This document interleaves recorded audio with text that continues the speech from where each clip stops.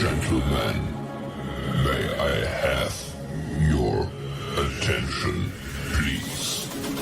The show starts in 10, 9, 8, 7, 6, 5, 4, 3, 2, 1. Submit to the High Council here on World Class Bullshitters. I'm your host, Jeff Hicks, and with me tonight is my co-host, Caffeinated Wolf. Hey, what is going on, Jeff? We just jumped right into it with the Jam Ram, didn't we? Yeah, fuck it, man. We don't have time to waste. Tonight is our, some number episode. We're excited to be here. We got some shit to talk about. Let's just go. Let's freaking do it. Hail to the chat. Thanks for being here. Hail to the High Council. Let's freaking do it. Now, folks, we couldn't do it to the best of our ability without this man. Say hello to the ScriptDoctor. Hello. Thank you for having me on tonight. I'm happy to be here because I need the energy because I'm a little under the weather. So I'm happy to hang out with you guys, everyone out there in the chat, and shoot the breeze with you all. Folks, it's going to be a fun one. Now, off the bat, we just want to let you know there won't be an episode next week. So, yes, get excited for tonight's show. Next week, I'll be out of town. I'm going out west to Las Vegas. And no, I won't be streaming anything during the Tuesday night time slot because I'm out to celebrate my birthday. So, yeah, I'm not going to work on my birthday. But, folks, you can join us this Thursday night for another episode of the podcast. But also, next week, there won't be an episode of the podcast. So, get all your excitement out this week. Ask us your fuck, marry, kills, and all those wonderful questions as such. But you only turn 35 once, so I'm going to go out there and have a lot of fun. Now, folks, this past week, Nick and I went down to Florida. We covered Halloween Horror Nights. We have content for you guys, so you won't want to miss this Thursday night's show. Also, too, we got to make a connection with one of our favorite YouTube channels, so be on the lookout for that coming up in the near future. But for all of that information, join us this Thursday night at 8:30 p.m. Eastern Standard Time for WCBS. Also, too, while we have you here, folks, this Friday night is the return of the Drunk Watches here on the channel. We're bringing you Friday the 13th on Friday the 13th. This month, October, has Friday the 13th, so we're celebrating with Friday the 13th Part 6 and Freddy vs. Jason. So, you know what to do. We'll be drinking for your super chats, and it'll get sloppy and fun. And we're joined by our friend, the R-Rated Show. So that'll be another great time. So if you like horror content because it's Schlocktoberfest, well, you know what to do. Join us this Friday night. So guys, it's been a while since the three of us have been here. We lived through Ahsoka. We suffered through that. Like we've been saying behind the scenes, Andrew, Star Wars, I'm tired of it too, man. Everybody's tired of it. Nobody's watching Star Wars content on YouTube right now. No, they haven't been making Star Wars at all. They haven't been making Star Wars since 2003. Yeah. Or 5, if you want to. There were some good comics and novels released in that, and video games as well. But in terms of like live action stuff, yeah, there isn't. Yeah, I'm thinking solely on movies because again, the EU stuff and the video games, companion pieces, if you will, those stuff were great. I'm just talking like the things that drove those companion pieces. Where the heck has that been? Nowhere to be found. Toilet. Well, Script, you're a writer. You understand that once a story has reached its natural conclusion, the idea of trying to stretch it out for monetary gain doesn't really turn out as well as people would like it to. Seldom I think that's what Star Wars is. No, absolutely. I would say George Lucas, however method he went about it, he started and concluded his Skywalker trilogy. And for some strange reason, the new owners of Star Wars were too afraid to explore the rest of the galaxy and give us another story that could fit within the rules established. They wanted their cake and eat it too, right? They were like, hey, we're gonna use these characters, effectively name drop characters for the sake of ringing the keys of nostalgia bait, but at the same time, they didn't want to actually use the characters. They just wanted their names to exist there. They wanted to use the power that those names, Luke Skywalker, Leia, Han Solo, they wanted to utilize and leverage the power that those names, those characters hold with fans in order to make money, but they didn't actually end up giving the fans the characters. They didn't even need to. I mean, you have to remember when it comes to the world of story, especially when you're dealing with a landscape like Star Wars, galaxies are huge. A planet alone is massive. I mean, look at all the stories we have just on this planet alone on Earth, in reality, in our history, and whatnot.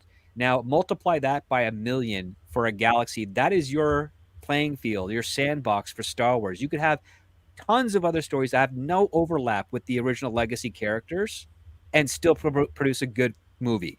And they could have done that. In fact, they should have done that to build up and reinforce the brand, and then tied it together if they wanted to with a combination film where you have the original Han, Luke, and Leia meet the new characters of the Guard. Not necessarily a passing of the torch, but maybe just a crossing of the paths. That would blow people's minds. But again, the Disney is not, especially under Iger, is not very good at thinking ahead. They're very short-sighted. They're very in panic mode. They only know how to sell to one demographic, that is little girls. And when they acquired the properties of Disney and of Star Wars and of course Marvel, they were trying to do that to expand to the boys market. But like with all corporate acquisitions, when the bigger company swallows up the successful smaller company, the smaller company, everything that made that company valuable is purged, so it can actually conform into the larger company. And Star Wars and Marvel and anything else that Disney has acquired in recent years has succumbed to that. It's fascinating to see, and it's over essentially. I think we've all reached the natural conclusion of really having hope. I've given up hope a long time ago, but I think even the most optimistic person has given up on all Lucasfilm entertainment, and now Disney and really just a lot of mainstream stuff. Go home. Thank you, Ferris. Yeah, that's basically what it is, though, with Star Wars now. Well, the audience has said this is not the brand of Star Wars. They recognize it for what it is. That it's basically fan fiction, and if you go back to all the stuff from theforce.net, the fan fiction that was hosted there, it is sadly on par with a lot of the Star Wars that Disney is funding. The only difference is that Disney is spending way more money on it, but the content is relatively the same. It's not stories about something set in Star Wars. They're just stories about Star Wars, and that's boring. And nobody cares. We watch Star Wars not because it's about Star Wars. We watch Star Wars because it's a fascinating world that deals with a lot of conflicts that we as human beings also happen to experience. Disagreements with our family, difficult choices to make in the direction of our lives and futures. Do we have to sacrifice something in order to achieve something else, or do we want to stay where we are and just keep our heads out of the conflict that is around us just because our little pocket is a little bit safe and outside of it? All those things are perfectly valid reasons for story. Where were those elements presented in the new stuff? I mean, I bowed out first immediately when Disney purchased Marvel, and then of course Lucasfilm, and then I was further going to avoid it for sure. Like, my curiosity was completely killed the moment they signed on J.J. Abrams, because I never liked his stuff. I knew he was a fraud the moment he made Lost. I'm glad the J.J. Abrams stock has fallen so far as it has in Hollywood. Like, didn't he have a $43 million DC deal at one point, and that just kind of went nowhere? Well, the only deal with him that I was aware of was the freaking supposed Superman film with Ta-Nehisi Coates, which I hope to Christ that's thrown in the trash and it's not going the garbage disposal, and then lit on fire and nuked from orbit just to be safe. Well, JJ got signed a deal with Warner Brothers under the old regime for $500 million to be used towards financing projects that would be produced and distributed through Warner Brothers, which means he didn't collect any money unless he was able to provide something that would be greenlit. And the stuff that he pitched that was approved was very minimal, in fact, almost forgettable. I can't even recall some of them. And then once Zaslav came in there, he effectively did a soft termination of that contract, meaning that the $500 million that was potentially used to help support J.J. Abrams vanished. So he was, for all intents and purposes, fired from that part of the contract. However, he did have a couple of shows. I believe that his name is associated to as a producer. They were temporarily suspended during the WGA strike. I believe they'll be coming back to complete their contract runs in the following season, and then that will be the end of it there. In the meantime, he is, I think he's still trying to push his Star Trek 4 as a director. And Hollywood's not biting. They have finally, after 35 years, figured out that J.J. Abrams is not anything of value to their industry. Well, it makes me happy because I never enjoyed the mystery box selling method because it never gets paid off. He's like, it's a mystery box. You never pay it off. Yeah, you're supposed to give story resolution. If people went and bought comic books or watched other movies and they're like, wait, what happens at the end? It works for something like an M. Night Shyamalan twist. But J.J. Abrams is not M. Night Shyamalan. J.J. Abrams is not Alfred Hitchcock. J.J. Abrams is not one of these... I can't believe I'm putting Shyamalan in this category, but one of these more accomplished filmmakers.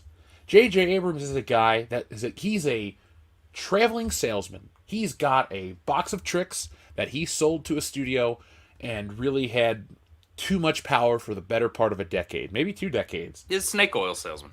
He's a snake oil salesman, and I'm so glad that oil has dried up and gone away because I hated everything about his brand of entertainment.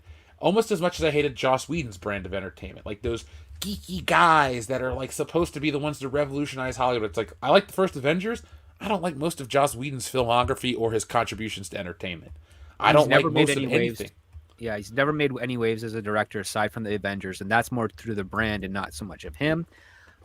He wrote an incredible spec script called Buffy the Vampire Slayer, which was soft rewritten out by the director and another writer whose name has escaped me at the moment because they wanted to make it a more contained film, and Joss Whedon threw a hissy fit. However, that movie did well enough that he was able to pitch his television series, and I would say the first few seasons of that are really, really good, and then the rest kind of goes off into a point. Angel had a better consistency of quality, even though they went from detective agency to like law firm, which was impressive pull. However, Joss Whedon's own popularity and the style that he kind of created poisoned the rest of the industry because when something gets really, really popular, everyone in town wants to emulate it in some form and make it their own. And as a result, you get a lot of derivative takes on things. You get all the Dawson's Creeks and the CW shows. They are a byproduct of Joss Whedon's Buffy the Vampire Slayer success, when they should have been ostensibly been their own thing, trying to do their own stuff to compete against that style of writing, where when you take all the dialogue of a typical Joss Whedon script and you replace the names, none of the characters have a distinctive enough voice for them to actually stand out. I used to have fun with this experiment with my fellow writers who are also huge Buffy fans, where I would take the Joss Whedon pen script, I would change a lot of the names around through the scenes that did not pertain to specific exposition, so just the general character stuff, and they could not tell me which character was saying the correct line, even though they had much of the show mostly memorized, because the dialogue is so indistinguishable from all the characters when they're not talking about like what Buffy's powers are. Like, as long as you don't have a line in there where Giles is saying you are the Slayer, you have no idea if it's Giles speaking or Buffy speaking in a scene, and that's bad. I couldn't get into any of that stuff. It was just, I wasn't the right age. Well, it's not even that being the right age. It's just I'm not the kind of guy that's for that. I don't know. I always felt that the characters were kind of lame if they were dudes. It was just like, it was like you said, who's the guy with the glasses, Xander or whatever? He kind of sucked and was lame. I met the actor. He was an asshole too. So fuck them both doubly. But I digress.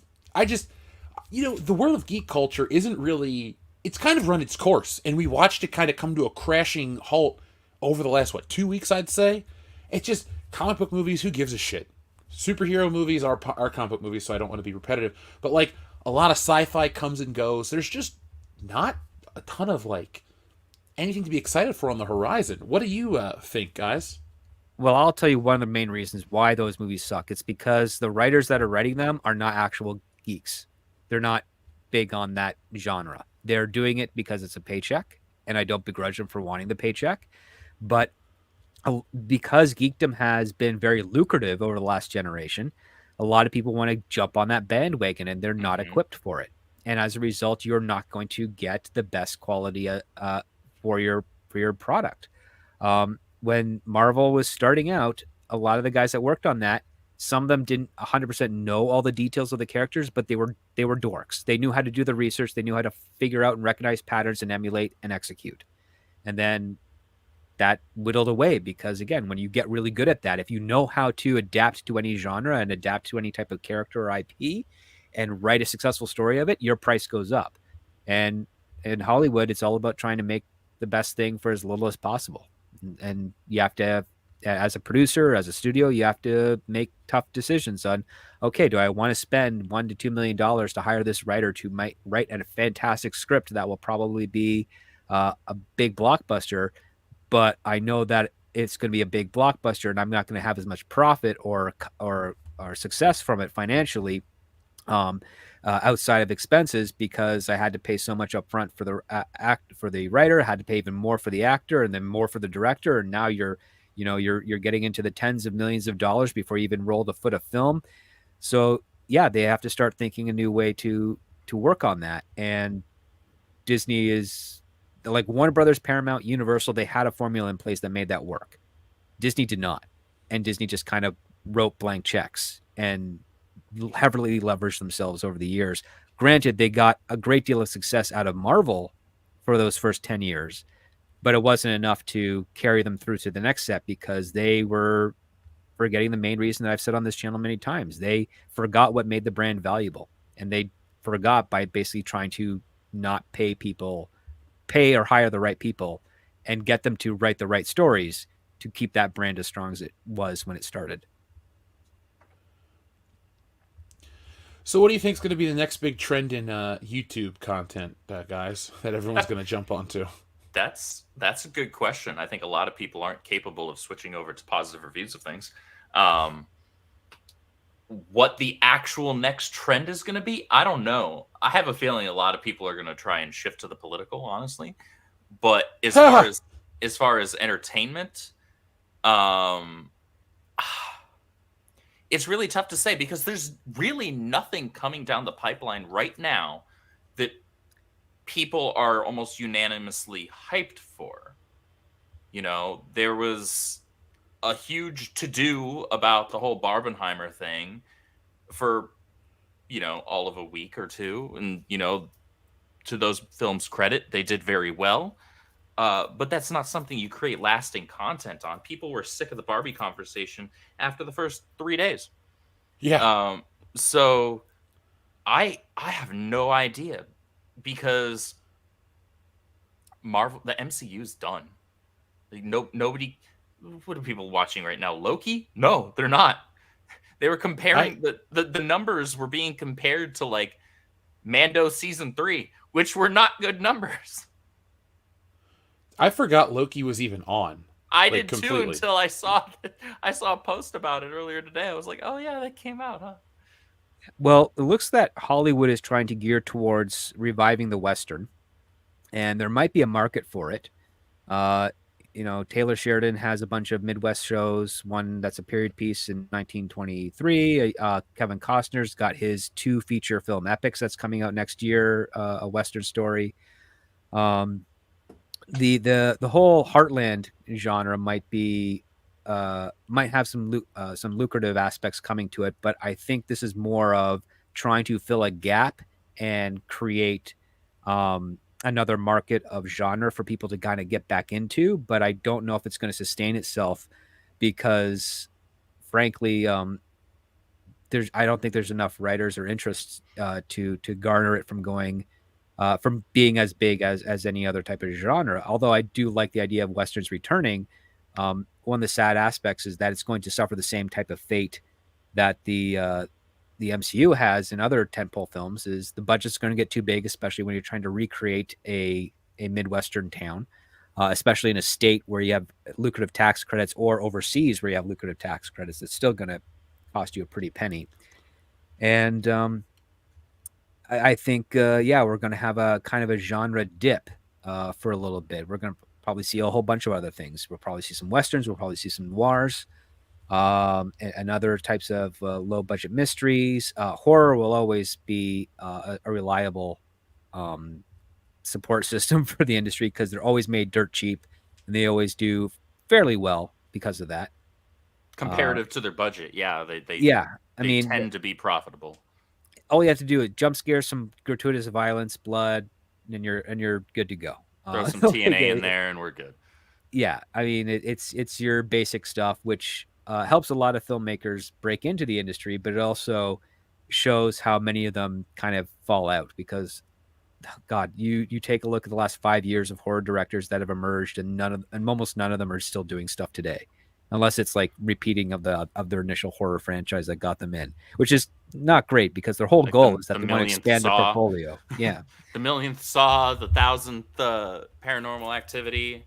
I guess to its credit, the Conjuring film universe has some variants in there, but even those are, I wouldn't call completely redundant, but they're more alike than they are different.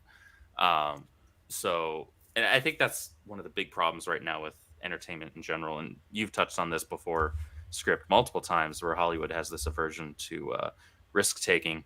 So they're almost always going to certainly go with the sequel to something that they knew was already successful, rather than, even if it's in the process of diminishing returns, as opposed to taking a risk and a chance on something new. I think it also has to go to the fact that even with their brand IPs, they're not making enough money on the back end for them to invest in the riskier, lower budget stuff that could eventually become a new lucrative IP. That's the other part too. We have sadly a whole generation of executives in charge of production, or executive producers, or executive studio heads, or something of that nature, that they just don't want to, justify the checks that they write for the stories they want to produce. There's a fear going on there, and also an ignorance. I mean, it's just the ones that you do see wanting to take a risk don't have the money to actually fund it, and that's the worst part. I know guys that are my age that are pretty high up in certain studios and small production houses where they see a script and they're like, oh wow, this is fantastic, and it's a $40 million budget film. Man, we can't make it. It's 40 million. If it was 20 million, maybe we could. Right. And it's like, okay, well, do you have to rewrite to 20 million? Sure. Okay, you try, you do it, and it's like, well, okay, so it's 20 million. It's within budget and stuff that we could do. However, might not have the same resonance that the 40 million one had, in which case we'd probably only do it for 10. And that's the stuff that they have that they're stuck reconciling, because they have to justify to their employer, why are they spending this much money on an indie or a new IP when it's most likely not going to be able to compete against the bigger tent poles of the studio system. It's a really messed up model that's currently occupying Hollywood at this time. Again, this is why back as early as 2015, a lot of producers were trying to squash the superhero comic book film because they were getting too expensive and they were sucking all the air out of advertisement for all the other movies that were being produced. Right. Well, I know Martin Scorsese still feels strongly towards those types of films. He definitely does. He's not wrong, because they're not making the movies as cinema. They're making them as content. I mean, Scorsese actually has a number of positive things to say about Iron Man, Captain America, and the Dark Knight trilogy back when they came out. But I mean, those movies, they don't make those movies like that anymore. They can. No. They just don't. They don't. The stuff that comes out now is derivative and mostly crap, or at best mediocre. At best, that's being generous. But yeah, his delivery just always sounds like sour grapes. That's the issue. Like, I actually agree with his take, but it's like, dude, you kind of sound like you're just jealous right now that those movies, at least for a time, were making a crap ton of money. I'm surprised I wonder if he was ever offered one. That's what I want to know. Obviously, he didn't take it, but I wonder if anyone had the nerve to try to pitch him on one, and what he would have. Because did he produce Joker? I know Todd Phillips directed it. He helped get the ball rolling for Joker before they turned it into Joker. The rumor is that it was another film in the realm of King of Comedy and a little bit of Taxi Driver. That's supposed to be kind of a dark satire.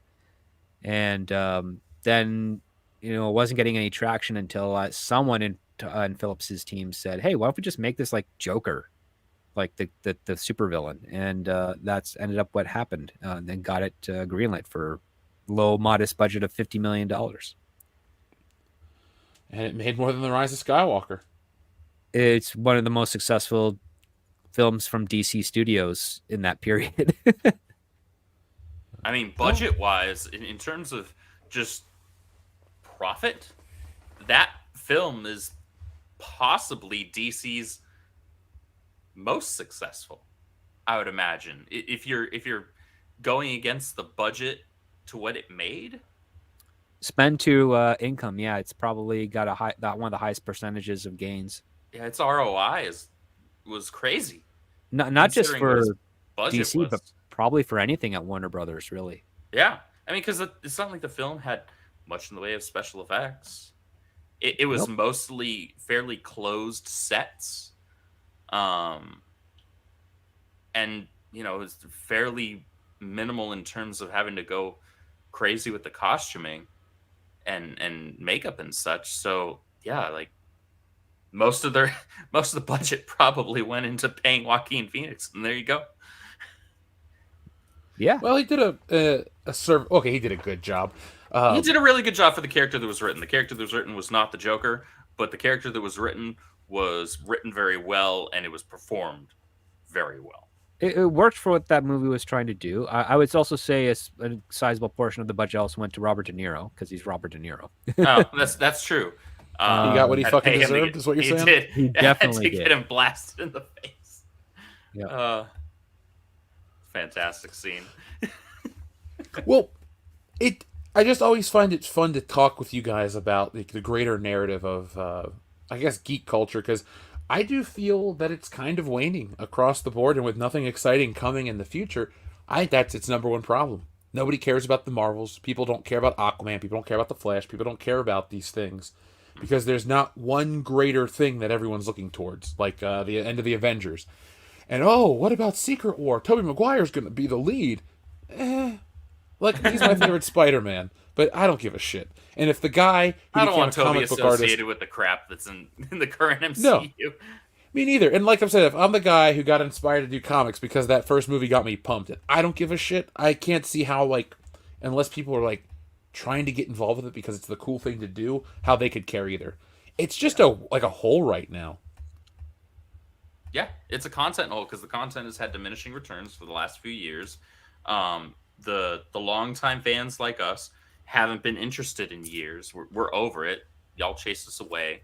The normie audience is now bored because nobody's talking about this stuff anymore. And therefore, the one thing they care about, which is being a part of the popular conversation, is no longer on the table. So they're mostly walking away. And that's why we're seeing just drastic drops at the box office for all of these, major fandom releases. I don't think we're going to see another wildly successful, and this isn't even something you could really measure box office wise, so I'd be very curious to see how successful this winds up being for them financially. But I don't think we're going to see another super successful franchise specific big budget thing until Warner Brothers releases the reboot of the Harry Potter franchise in like 2025, 2026. Isn't that a TV show? Yeah, it's going to be a Max exclusive series. One season per book, with Rowling on specifically to ensure that it's a more faithful adaptation. But doesn't she say that the characters are... Oh, sorry, go ahead.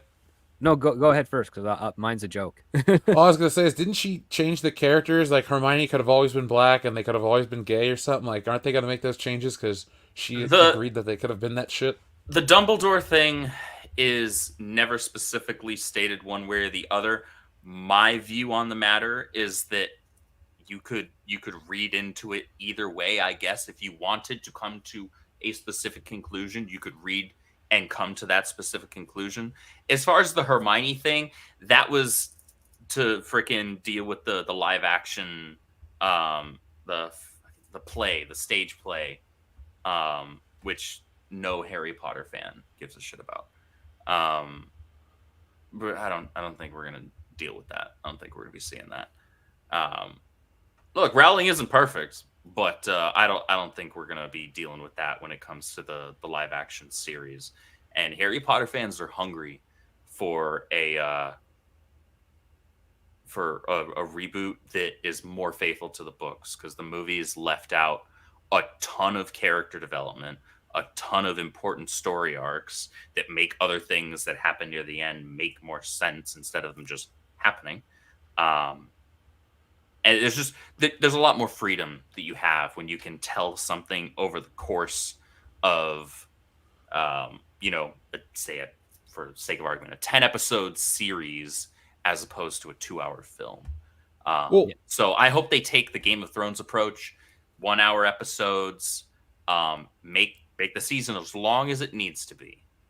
Don't trip about like shortening things. Like if it's for one of the longer books, make it a longer season. Do you think the audiences will care though? Because the movies are such a cultural touchstone, and so many people are into that version over the books. Do you think it's going to be enough? Because Harry Potter fans will, and I can say it because of this. Harry Potter merch still moves like hotcakes. Harry Potter fans will still buy Harry Potter merch, and they're sure the movies brought in an additional audience, but you ask just about anybody that's consumed both, they'll say book over film every single time. I love the movies, but the movies are actually poor adaptations. I'll just flat out say I don't like Harry Potter. I watched all the movies once. I tried reading the books in grade school, and I'm like, the character just wasn't cool enough for me. I don't think, this is just me personally, this is not me trying to be mean, but like, I don't think magic's cool. I've never thought spells and incantations and wands, or like sword and sorcery. That's just like something that I've never found fascinating. It feels, I don't know, it lacks a brute force that other things that catch my attention have. Fair enough. Yeah, that's fair. I mean, not everybody likes the genre. Sword and sorcery is a difficult genre because it's you either have a character of magic going up against a brawny adversary, or vice versa, and it feels more superficial than it does in depth, and that's mostly because a lot of attempts at sword and sorcery, especially in the film sphere in the early 80s, tried to do all that. I think Conan the Barbarian is the only one that kind of did it well and with a lot of fun. But Conan himself is like the peak of sword and sorcery ideas of its own genre.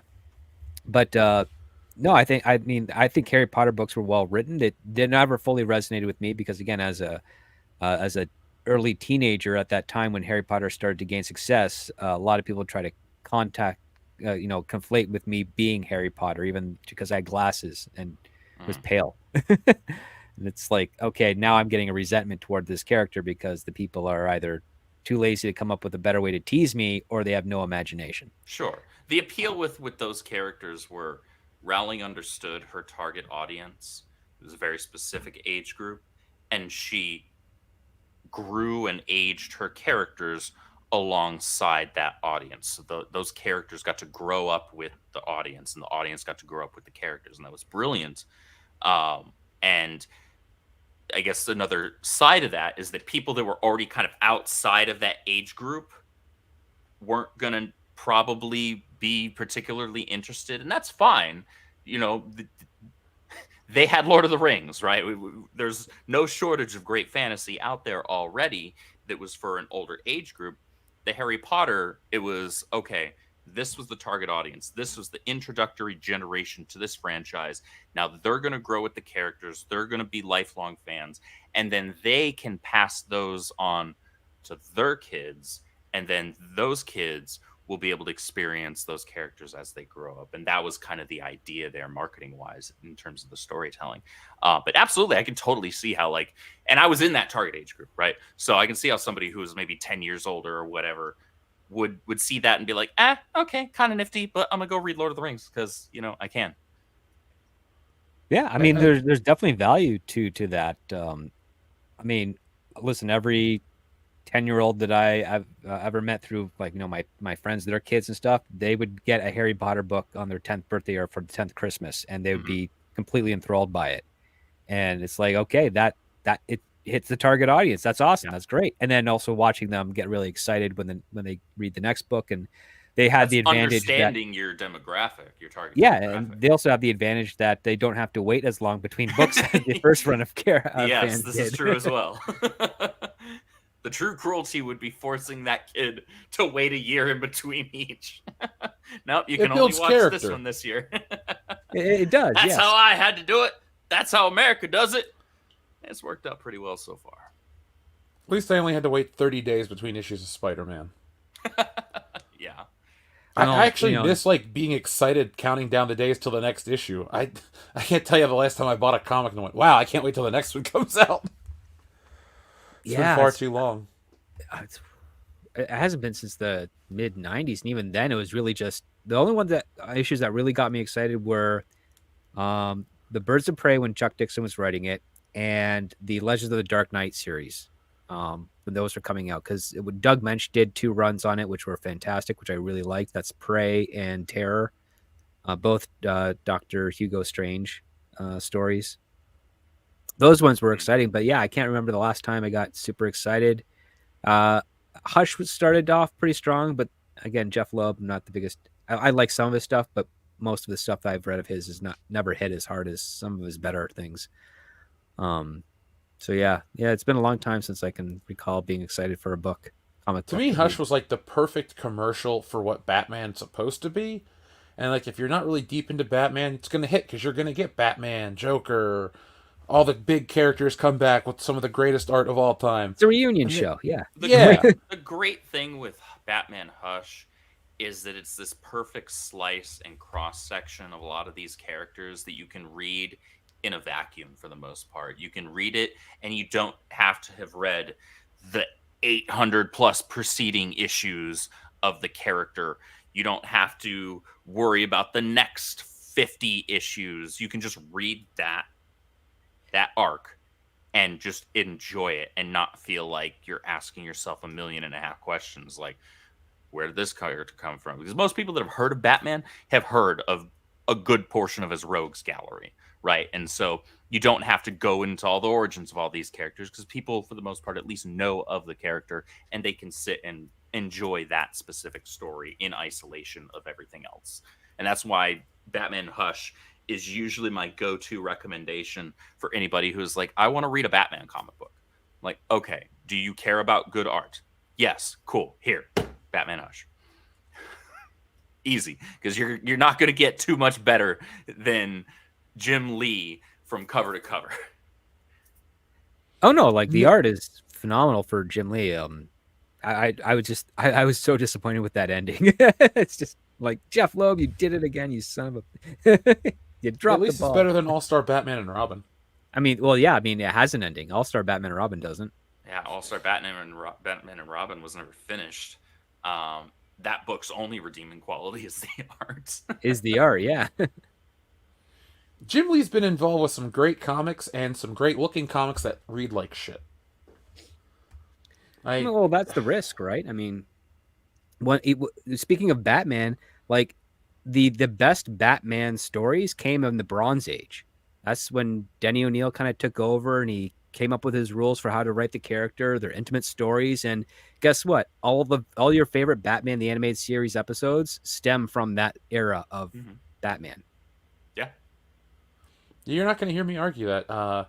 Denny O'Neil's one of the writers I wish I could have met, but I never had the opportunity. Denny O'Neil, Neil Adams, like that's a man. That was a it wasn't the golden age, but it was a golden era for Batman comics. How much? Okay, so let's just play in this world for a minute. Let's say some of the best like comics come from that era in general. How much of it do you think has to do with where we were in terms of technology and how people consumed their entertainment? Because a lot of it today, it's like there's so many different platforms. People get lost on YouTube. People can get lost on anywhere and find something to watch. Do you think a lot of that quality stems from the fact that those people, there weren't as many mediums to, tell a story in, so they put more effort into it? Well, they were trying to gain an audience that was actually dwindling at the time. So like between 68 and 84, a lot of the stories were actually quite phenomenal, but they didn't sell as well as they did in the previous decades. In fact, even with the Crisis on Infinite Earth stuff on DC side, that gave a nice boost in sales, followed by the Dark Knight Returns, carried that through a little bit towards the end of the 80s, but it was never really as profitable as in their heyday in the latter years of the Golden Age and the years of the Silver Age, oddly enough. What saved DC and I also think Marvel at the same time in the 80s and through the 90s was their merchandising. They'd built enough of a cultural impact that any type of losses they didn't get, they suffered with regards to the comic book sales, they were able to make up for in T-shirts, toys, licensing out to video games or television shows and so forth, which is quite impressive. But it also shows that the audience was either aging out to a degree, and the books that they were writing were not appealing to the younger generation that would invest in them, which is something that you probably need a psychologist to further analyze for the periods of children in that decade. Well, Frederick Wortham was not the right psychologist in any decade. No, he ruined comics.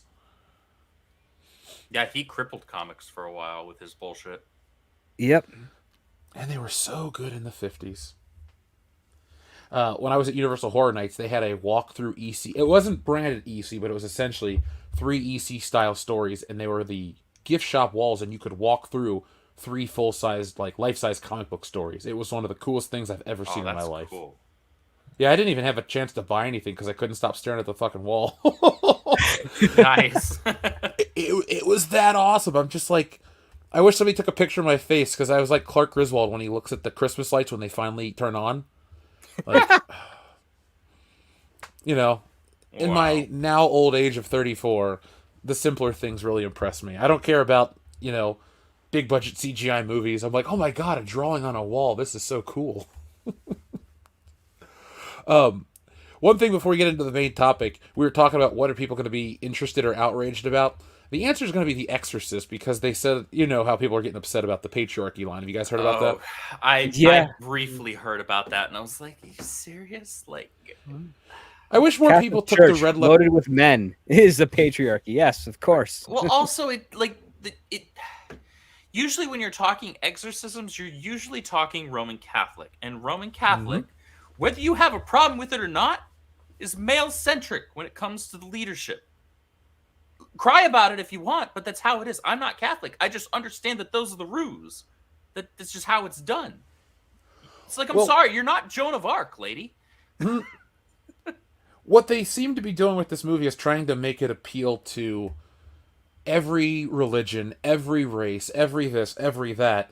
And what they've made is a pretty bad movie that nobody really seems to like. And everyone's kind of jumping on the whole patriarchy line. So I'm guessing that's going to be the new outrage for the week. That's what we should play on the show now. Guess the outrage this week. Well, I would say it's a minor one because it's, as far as I can tell from the people that have reviewed The Exorcist at the beginning, that's like the only type of woke real line in there. The other stuff with all the religions is just stupid because it's essentially trying to do a religious Avengers assemble. That was actually far more of an egregious line to me than the stupid patriarchy line, because it's like, I'm sorry, whether you're religious or not, you understand that those religions are, I don't want to necessarily say the word competing, but that's kind of the case. Like, they're different. Not all of them have the concept of possession in their belief structure. Correct. And then if you look at, the Judeo-Christian ones, saying that there is only one God is literally very deliberately invalidating all of the others. So you can't square that. So to me, that was like a far more that was a far more egregious line. I was like, are you shitting me with this? I heard that and I got up out of my chair and I was like, no, come on. That right there would take me out of the film because it's just not believable. Well, it sounds like it's another one of those legacy style things where they bring back the old actress, they have it, we're going to do a trilogy of these. And I really hate legacy films, like the legacy genre that they've, I guess The Force Awakens is the first one, but I did not like Halloween 2018. I do not like any of these because it's like I was having a conversation earlier. It's the same movie told for a new audience with some modern flair.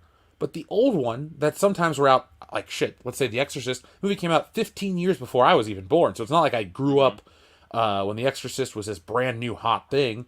I grew up in a time when when I started watching horror movies. The Exorcist was over 20 years old. You know, the world had changed a lot from 73 to 93.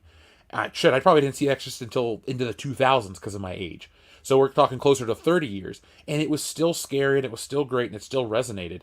This idea that people, and I guess social media shows how dumb people can truly be, but I guess the idea of like making everything over and over again adds to my complaint of this arrested development for culture, where, you know, now we get to the point where everything's the same and people have tuned out. They're just doing, I don't even know what people are doing right now. Neither do they. And that's going to be a big problem in the future. And so more Exorcist style legacy reboots aren't the way. I don't even know, like, you know how for years we could always talk about, oh, maybe this will be this, or this will be the way they do stuff. Mm-hmm. Now it just feels like no matter what Hollywood has, no matter what big companies produce, people just are angry and don't want it no matter what. Yeah. The other part too is that they're not doing a good enough job fighting for your attention. I mean, that you have to be excited to go see a movie. And there's too many factors that have come into place that make that more difficult. The first being is that the effort behind the film is far more geared to the spectacle and special effects than it is on the story. And then the next part is that your average ticket price, depending on where you live, usually is between $14 and $22 a person. That's pretty expensive. It is literally cheaper to go to a late night comedy club on like a Thursday or Friday than it is to go to the movie theater. And chances are the comedy club, you might actually get some humor because you're not going to get that in film right now. If you are, it's going to be an independent film that's going to be four-walled into a theater somewhere that is going to take its time trying to make its money back, because anyone can make a good comedy these days. The problem is that a number of the studios and the people in charge of them don't want the possible blowback of what that comedy could bring. And that's basically what it is. In addition to the fact that they're very difficult to market internationally and through mostly through language barrier. Yeah, you know, it's not going to cross over into different through cultural barriers, and joke that would land well with one audience. It's primarily a domestic product. Yeah, exactly. And in today's Hollywood, domestic products are not good enough right now. It's like we're making something we have to sell it to as many markets as possible. That's just the way the industry is right now, and it needs another revolution. It needs an injection of more independence, and it's taken a few years, but by and large, the majority of the studios have geared and dampered the amount of woke content they're putting out, with Disney being the last real holdout. But even to that point, they still have to start realizing that you don't have to spend $100 million plus on an IP to guarantee a profitability on that. What you have to start spending is stuff on the script. Take, for instance, The Creator that came out in the past couple of weeks. It's a beautifully shot film. Special effects are well integrated, but it's a crap story. It's very derivative. It copies so many other films, and it has nothing really to say about life or anything. It's basically showcasing how easy it is to shoot and produce and do the special effects for a film, and how difficult it is to find a writer to actually give meaning to those jobs, because they're far more mechanical in nature, where writing is far more understanding of human conditions. And that is very complicated, because we as people are really complicated. When you're dealing with machines, you can figure them out pretty quickly if you pay attention enough. And when you go on YouTube and you look up to special effects tutorials, there's tens of thousands of them that teach you how to use freeware programming to make special effects as good as, if not better than, some of the stuff you see in Hollywood. And if your average Joe can do that, that shows you that the skill there is far more accessible, and also at the same time lucrative than it is for a screenwriter, because there's lots of channels trying to tell you how to write and the things and tools and tips required for it. But those are just the stepping stones. The actual success comes from something that is a little bit more intangible. I'm glad you said what you said about the creator, because I saw it, and by Tuesday, I had not remembered much of it. I enjoyed it, but it was such a predictable film, especially the ending. I know that people were hyping it up as it was like coming out, and then I haven't heard basically anything about it since it actually dropped. It's a boring film. I mean, that's just the case. It's a boring film. It's a series of vignettes. They're loosely connected. There's no real theme going on. The main lead, who I believe is Denzel Washington's kid, Yep, is John not David a good Washington. actor. Oh, Yeah, that's unfortunate because Denzel Washington can act his ass off. yes, Denzel can act. I think this is the kid that helped Denzel pick the stories that he would sign on to, the scripts that he would sign on to in the late 90s and early 2000s. Because I know Denzel did that with his family. He'd always ask them their opinions, and if they liked it, he would do it. Right. But this guy, like, he's got a good look and he's got a fine voice, but he hasn't brought any A game, and I don't know if that has to do with the fact that is this his first acting role? Second, No, he was in Tenet. He was in Black Klansman as well. He's been in more than we're giving him credit for. Things. Okay. And sadly for the guy, and I feel for him, he's not landing anything that make people go, oh, I want to go see his movie. Yeah, sounds like maybe he needs some coaching in terms of how to like bring more dynamicism to his performance and actually sell it.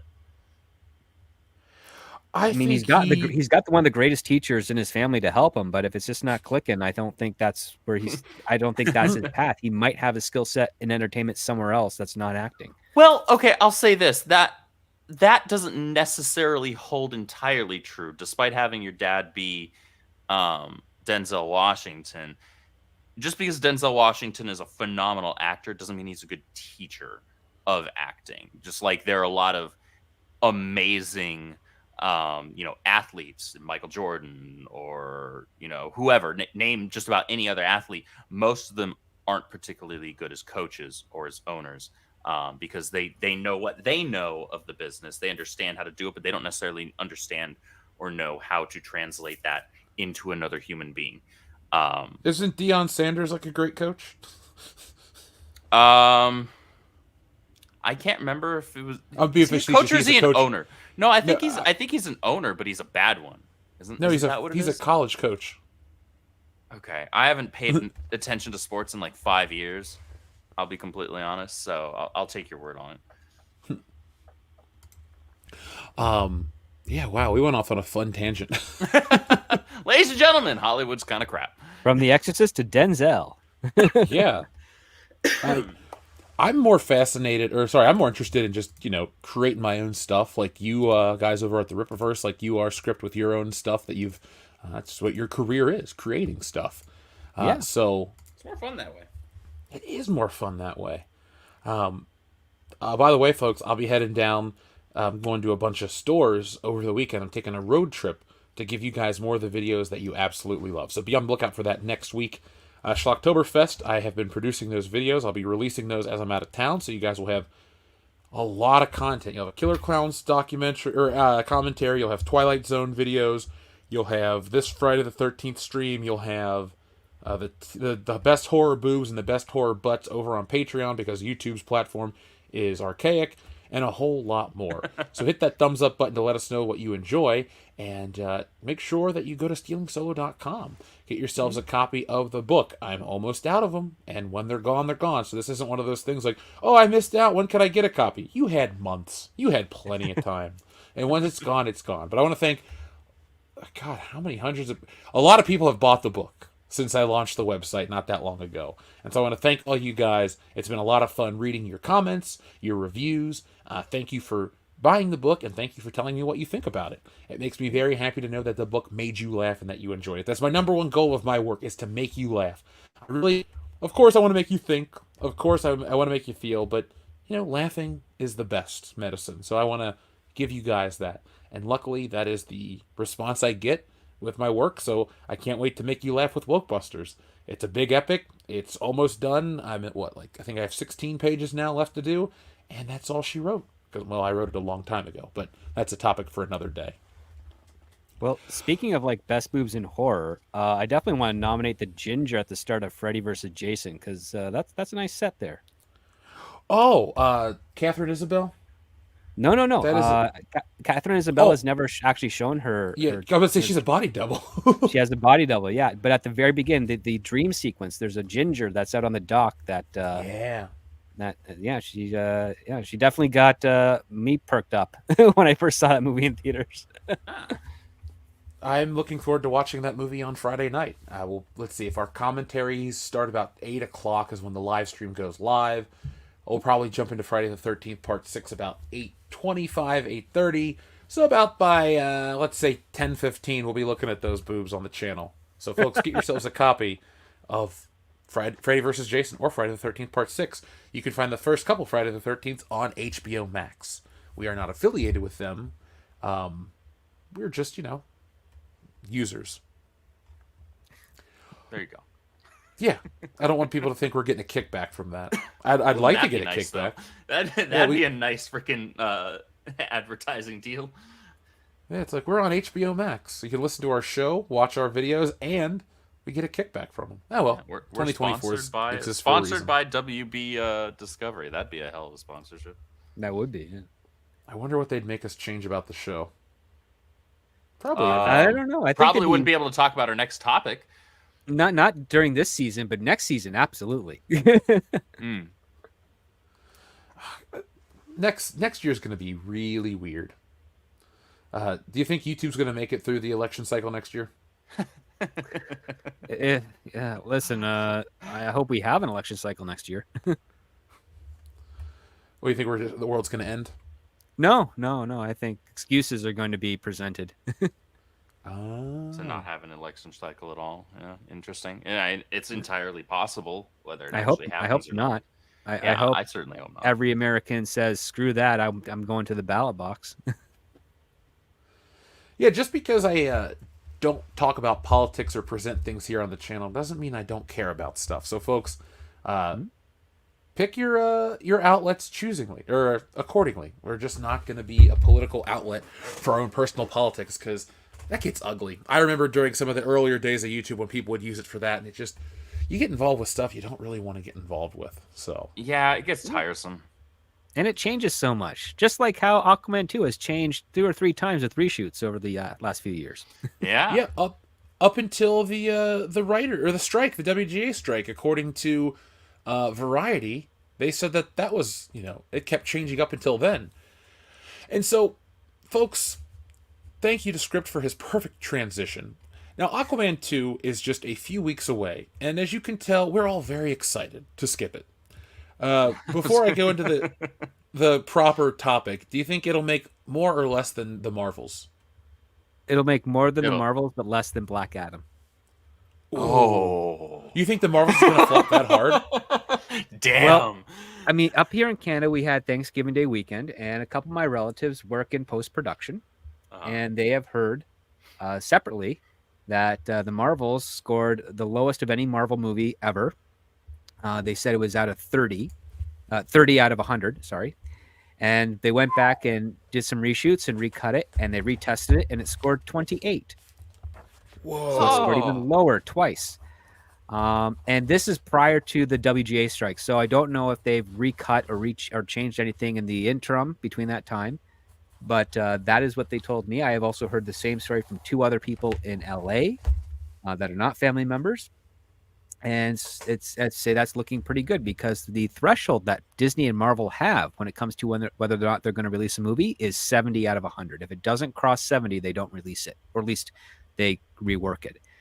I don't know what they're going to do with the Marvels at this point because the actors are on strike, and that movie's coming out in 30 days ish. I know what's going to happen is you're going to have so many people make excuses for it. But I'm fascinated by, I would love to have been a fly on the wall and understand what people were complaining about, because I have seen so much how do I want to say this? I'm trying to phrase it like this. I've seen so much about this movie, yet so little is being talked about by audiences. Even making fun of Brie Larson, people don't care to do anymore. It's just like, I don't know. I wish they could pull what they did with a Batgirl, even though they can't, because like you always say, it's a bought film or it's a paid for film or whatever. It's but pre-sold, just yeah. Pre-sold. Just to take it out of put it out of its misery. Because people only care to watch it fall and, look at it from a dumpster fire point of view. But very few people are interested in, it's gonna progress the story. What story? Nobody cares about the story, and the story is non-existent at this point. Yeah, there's nothing around this. I mean, here's one of the things. So Valiant Renegade has been on this channel before. He's a friend of mine. We talk about box office here and there. One of the things that he's been doing some really good research on is basically film production budgets and their tax credits. And he's really only scraping the surface because the next set that he has to do is now the pre-sales, basically the deals that go into a head that reduce the actual money out of loans or out of pocket of the studio. So, for instance, a movie like Marvel, it's been pre-sold to the international markets. A lot of that goes into is reallocated for the budget of the film. So, for instance, you have, say, the Marvels is estimated to cost $215 million, which that's probably not exactly how much they spent, but that's what they budgeted. If you double that, it's most likely going to be the real budget. However, because Marvel has pre-sold it, it means that it pays for that other half. So the stuff that Disney and Marvel are leveraging against is probably only going to be $240 or $250 million. But because of the pre-sales, they're able to spend double that plus their tax credits and whatnot. So it's a lot of weird Hollywood movie math, but what is actually being spent that Disney has to pay back is probably what the reported budget is, as opposed to what they actually gained on pre-sales. Similarly, if you go back 23 years to Lord of the Rings, which was produced by New Line, Bob Shaye actually pre-sold that movie to the point where it was already bought and paid for, so that when it hit theaters, it was pretty much all profit. And because they maintained their budget standing, and that's usually what a lot of Hollywood studios try to do. They'll pre-sell it to cover as much of the budget as they can. They'll take out a loan or line of credit to cover the rest, and then once it's done and it's released, whatever comes back is only pays off the loan, and then the rest becomes profit. And that's how you get those smaller budget reportings and sometimes those larger profit margins. However, Disney has not been doing that so well. I think Warner Brothers stands to not really make any money off this film, but they'll probably lose a lot less because of the pre-sold deals. It just blows my mind that we discuss it as what will lose less, not what will make more.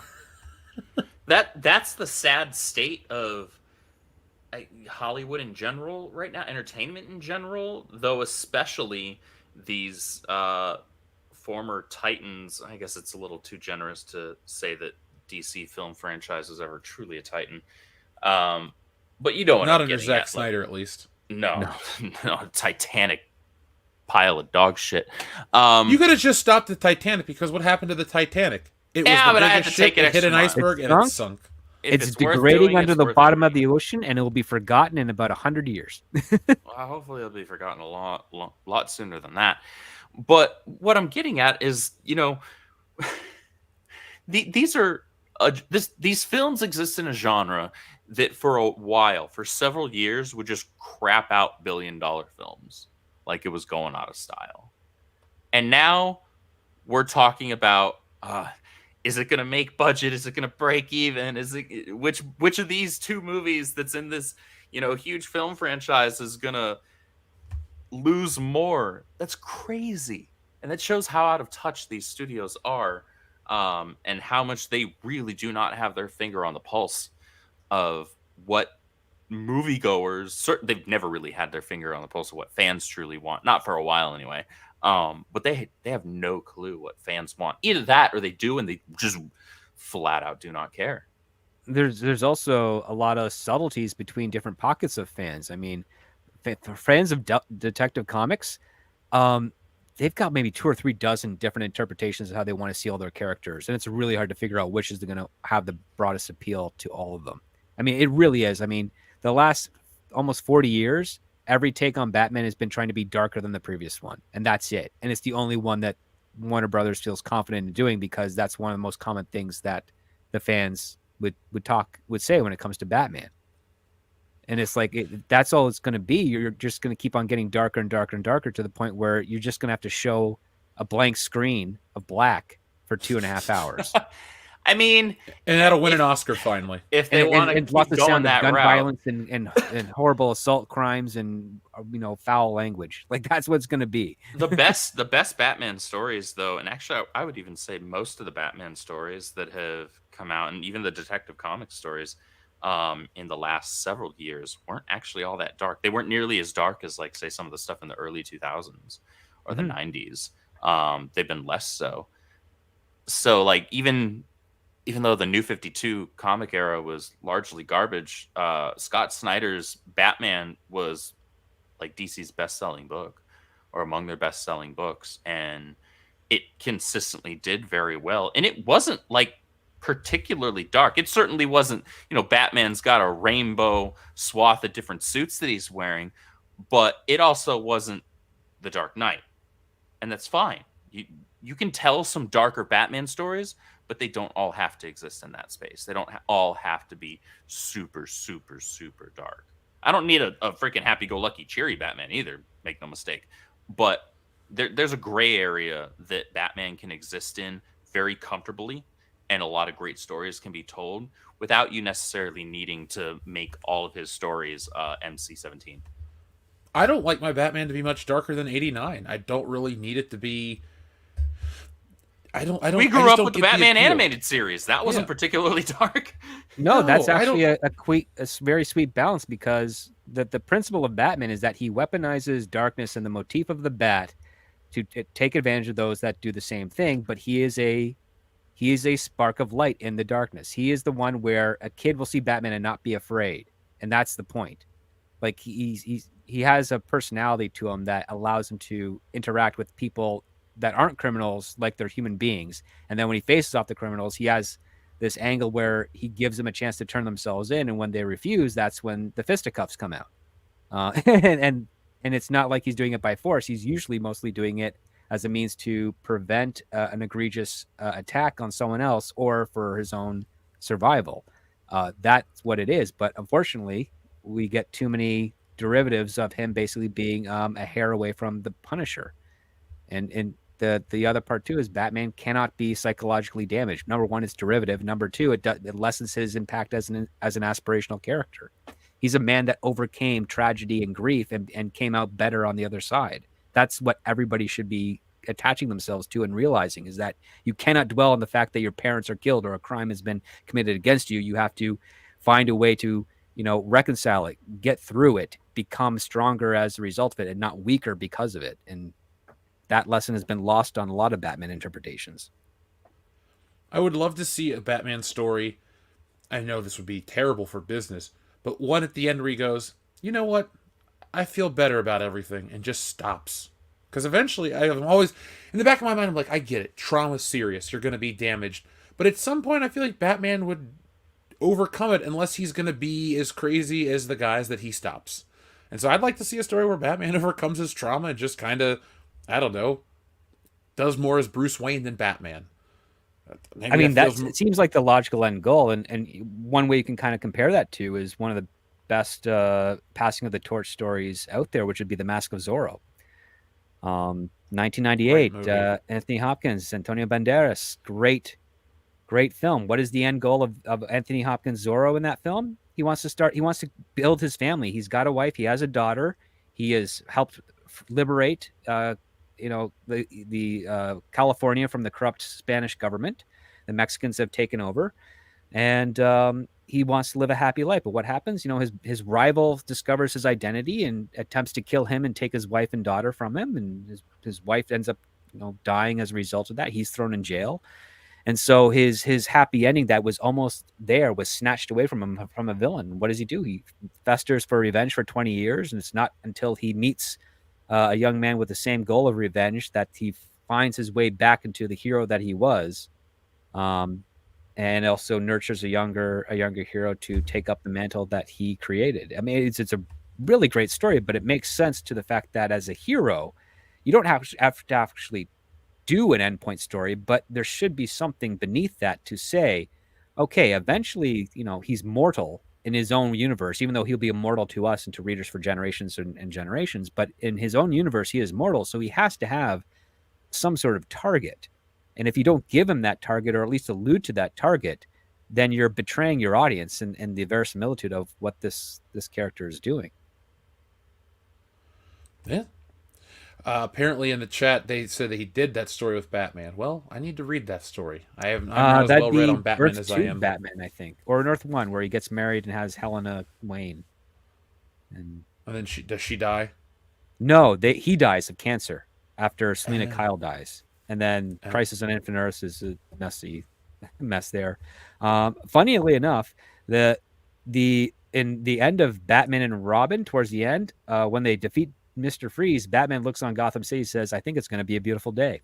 That's kind of a hopeful thing. I mean, not a great movie, of course, but he does show signs of fortitude and balance within himself. And I think that's the other part too. I think we've seen enough stories of Batman dwelling and echoing the trauma of witnessing his parents' murder. I think for a man as intelligent as him, as strong as he is, and as compassionate as he is, it seems like something that he should logically be able to accept that it happened, but not accept that it can happen again to other people. And I think he should be living a life where he's very comfortable with that, but still dedicated to, liberating Gotham from corruption and an obsessively dangerous crime. I think that's part of what makes him interesting, is the fact that despite the trauma he has faced, he is still a very competent and well centered human being. Yeah, well, I don't have my camera on, but I was nodding in agreement with you. Oh, thank you.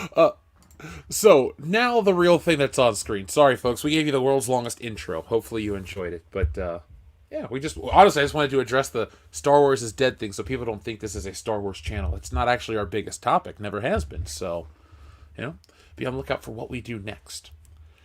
So Aquaman 2 is about a month away, and there's a bunch of drama behind the scenes. There has been drama. Now, Amber Heard, everyone's favorite bedwetter, or bedshitter, I should say,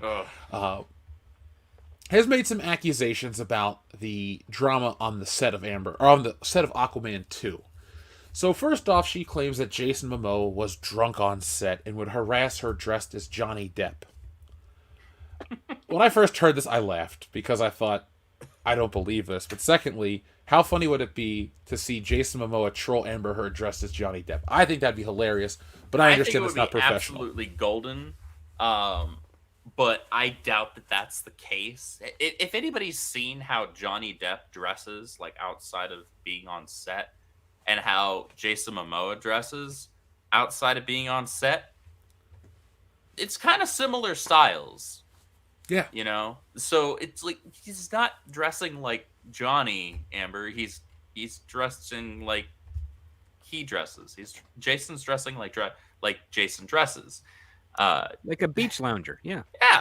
Yeah. Just kind of this, laid back, hip, loose fitting clothing, just chilling type of a vibe. And hey, that's fine. That seems to be the general personality for the most part. But yeah, that accusation I thought was hysterical, and I was hoping that it was intentional and deliberate. But in the back of my mind, I'm like, I've seen how Jason Momoa dresses when he's on interviews and shit. Like that's not a thing, Amber.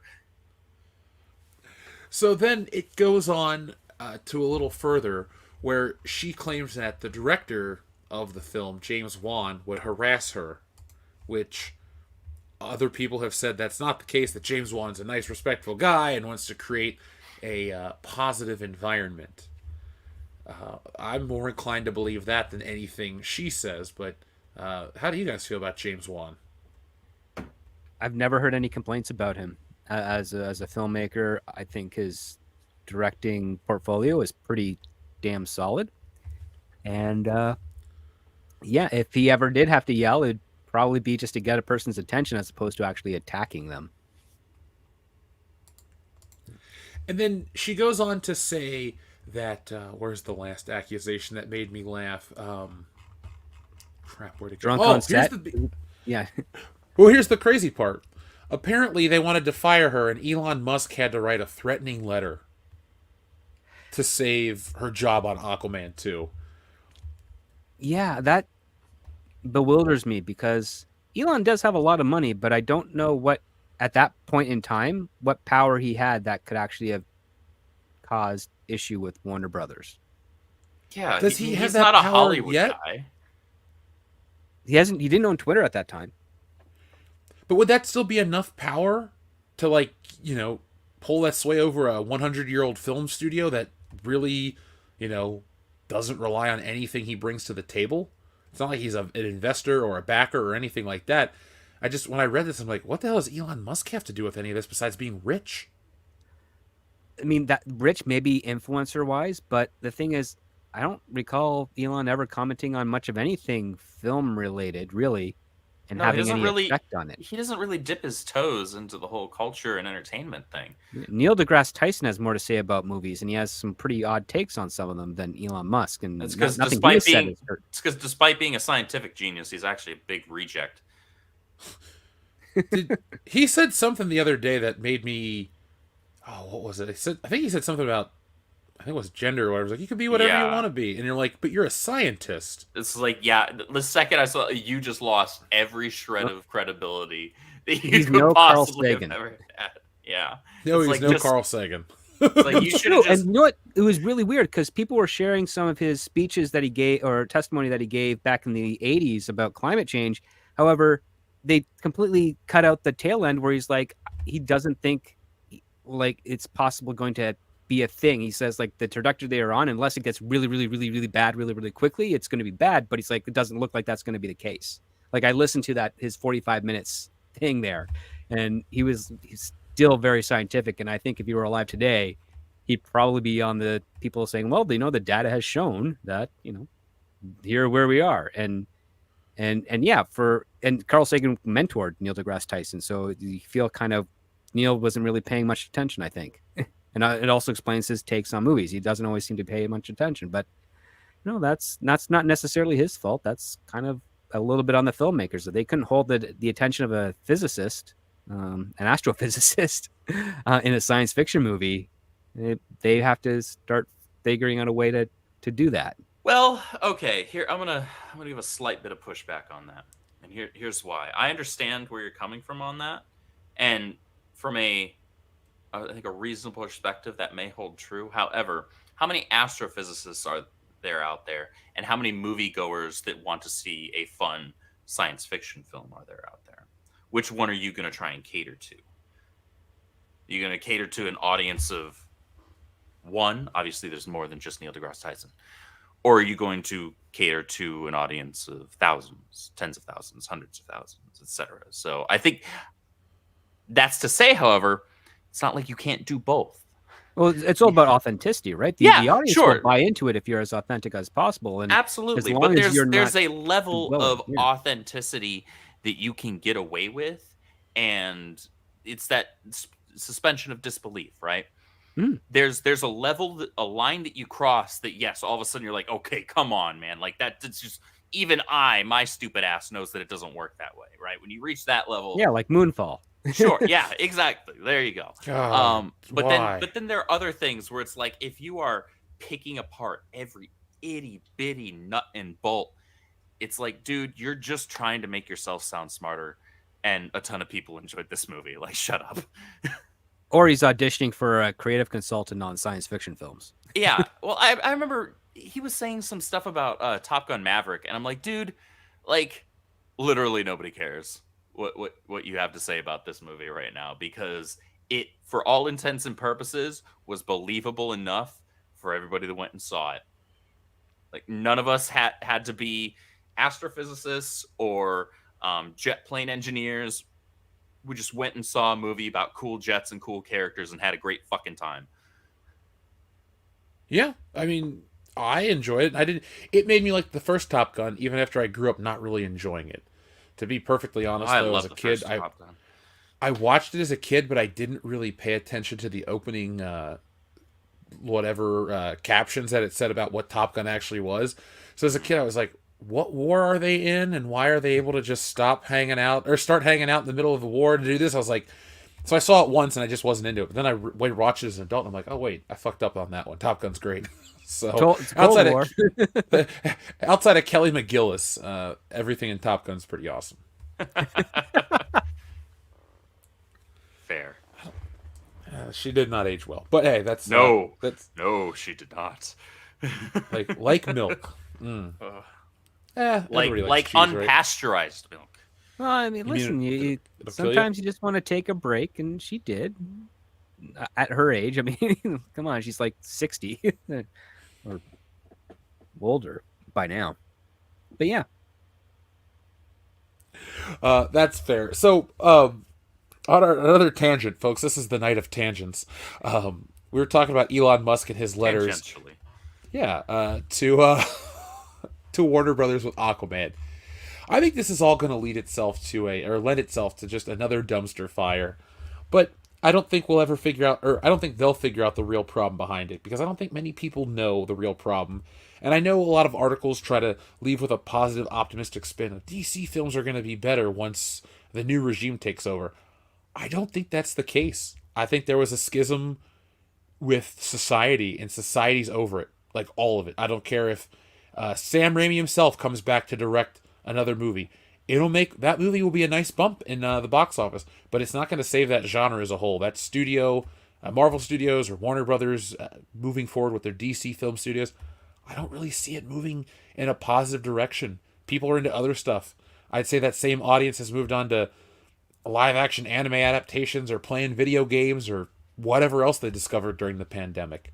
But that group, that big budget thing that everyone's got to go see, I can't, miss out or I'll be behind, I think that's gone, completely gone. That FOMO is almost entirely gone at this point. We're seeing that with the drastic drop off at the box office on these films that are coming out. For a while they were still making, like, whether or not they were super profitable is another story, but we would still see a pretty decent number at the box office post Endgame. But now we're not even seeing that because people lost interest, just as you said. And I think what it is, we're starting to see what has been happening for the last several years in comic books seep into other forms of entertainment, other mediums. We're seeing people just kind of in comic books, dig back into our long boxes or go into our shelf that has all our trades and graphic novels and hardcovers and just rereading the stuff we know we already enjoy, or going into, say maybe some back issues and filling in holes, filling in gaps that maybe you hadn't read before, or maybe you read a really long time ago but never owned yourself, whatever. And we're seeing people do that now with movies as well. I'm going to go back and, if Marvel does end up doing another Spider-Man, with Tom Holland or whatever, sure, they left the character in a proper space, as good a place as they could, at the end of No Way Home. I'll give them that much. But at the end of the day, I'd rather watch the first two Raimi films and the two Amazing Spider-Man films. Like, I'll rewatch each of those 10 times before I spend $20 to go see another Marvel Studios one. And it's that way for, I think, a lot of people at this point. Like, I think I'm just going to go rewatch this other stuff and do that in the comfort of my own home. I'm going back to rewatch classic films. That's where, I've always considered myself a guy on the edge of pop culture, meaning I'm up on the trends. I know what's coming out. I can tell you who's in this, that, and the other. It's always been my thing. It's not, but even before the YouTube channel, it was always something I was fascinated by. I'm just so bored by everything. I'd rather go back and watch Jaws or The French Connection or Friday the 13th. I'm watching those for Halloween. Like, just Hollywood can't catch my attention anymore. And it's not because I've developed, 34-year-old adult ADD or it's an apathy. My phone. It's an apathy, and it's a lack of enthusiasm. The entertainment has an enthusiasm problem right now. There's nothing coming out that's getting audiences hyped. It's not getting you and me hyped as longtime fans of these, specific franchises, and it's not giving us much of a reason to care about anything that's quote unquote new. Well, you're 100% right. Even if stuff outside of a franchise, like the creator, like Script says, it's not a good story. I was very interested in the trailer. I even went out to see it at 10 a.m. on a Sunday to catch it with a friend who has a family and can't always get out. And so I was like, we made a special trip to the theater. We did all this stuff. And it just, we left. We were like pretty into it. And then we got home and I watched the Bengals game and I completely forgot what I had done earlier that day. And now when you say the creator, I go, oh, right, that's not an M. Night Shyamalan movie. That's the Tony Gilroy movie, you know? No, it's Gareth Edwards. But Gareth, see, yeah, I fucked up. See, I couldn't even remember who directed the damn thing. There it is. That's the problem. I mean, when it comes to DC, they are literally having to rebuild from the ground up, which means that if they do put out, let's say, 3 really great movies, it's going to take those 3 really great movies for people to realize that they're really 3 great movies. It's not going to be instant. It's not going to be banger success. It's not going to, I mean, they'd be very lucky if they got like a Barbenheimer thing going again with like Superman Legacy. I don't think that's going to happen. I think Superman Legacy, if it is a really great film, it'll probably score $750, $800 million globally.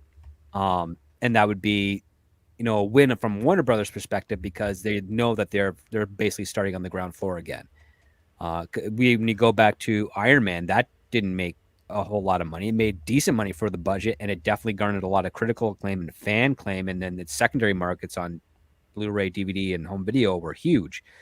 But it got enough attention that Disney was like, "Oh, wait, we should take a look at this company for acquisition." And then when Iron Man 2 came out and Thor and Captain America hit, they had already got the they already got the pen ink wet on the contract for signing and buying Marvel at that point because they saw the potential and they saw the growth happening.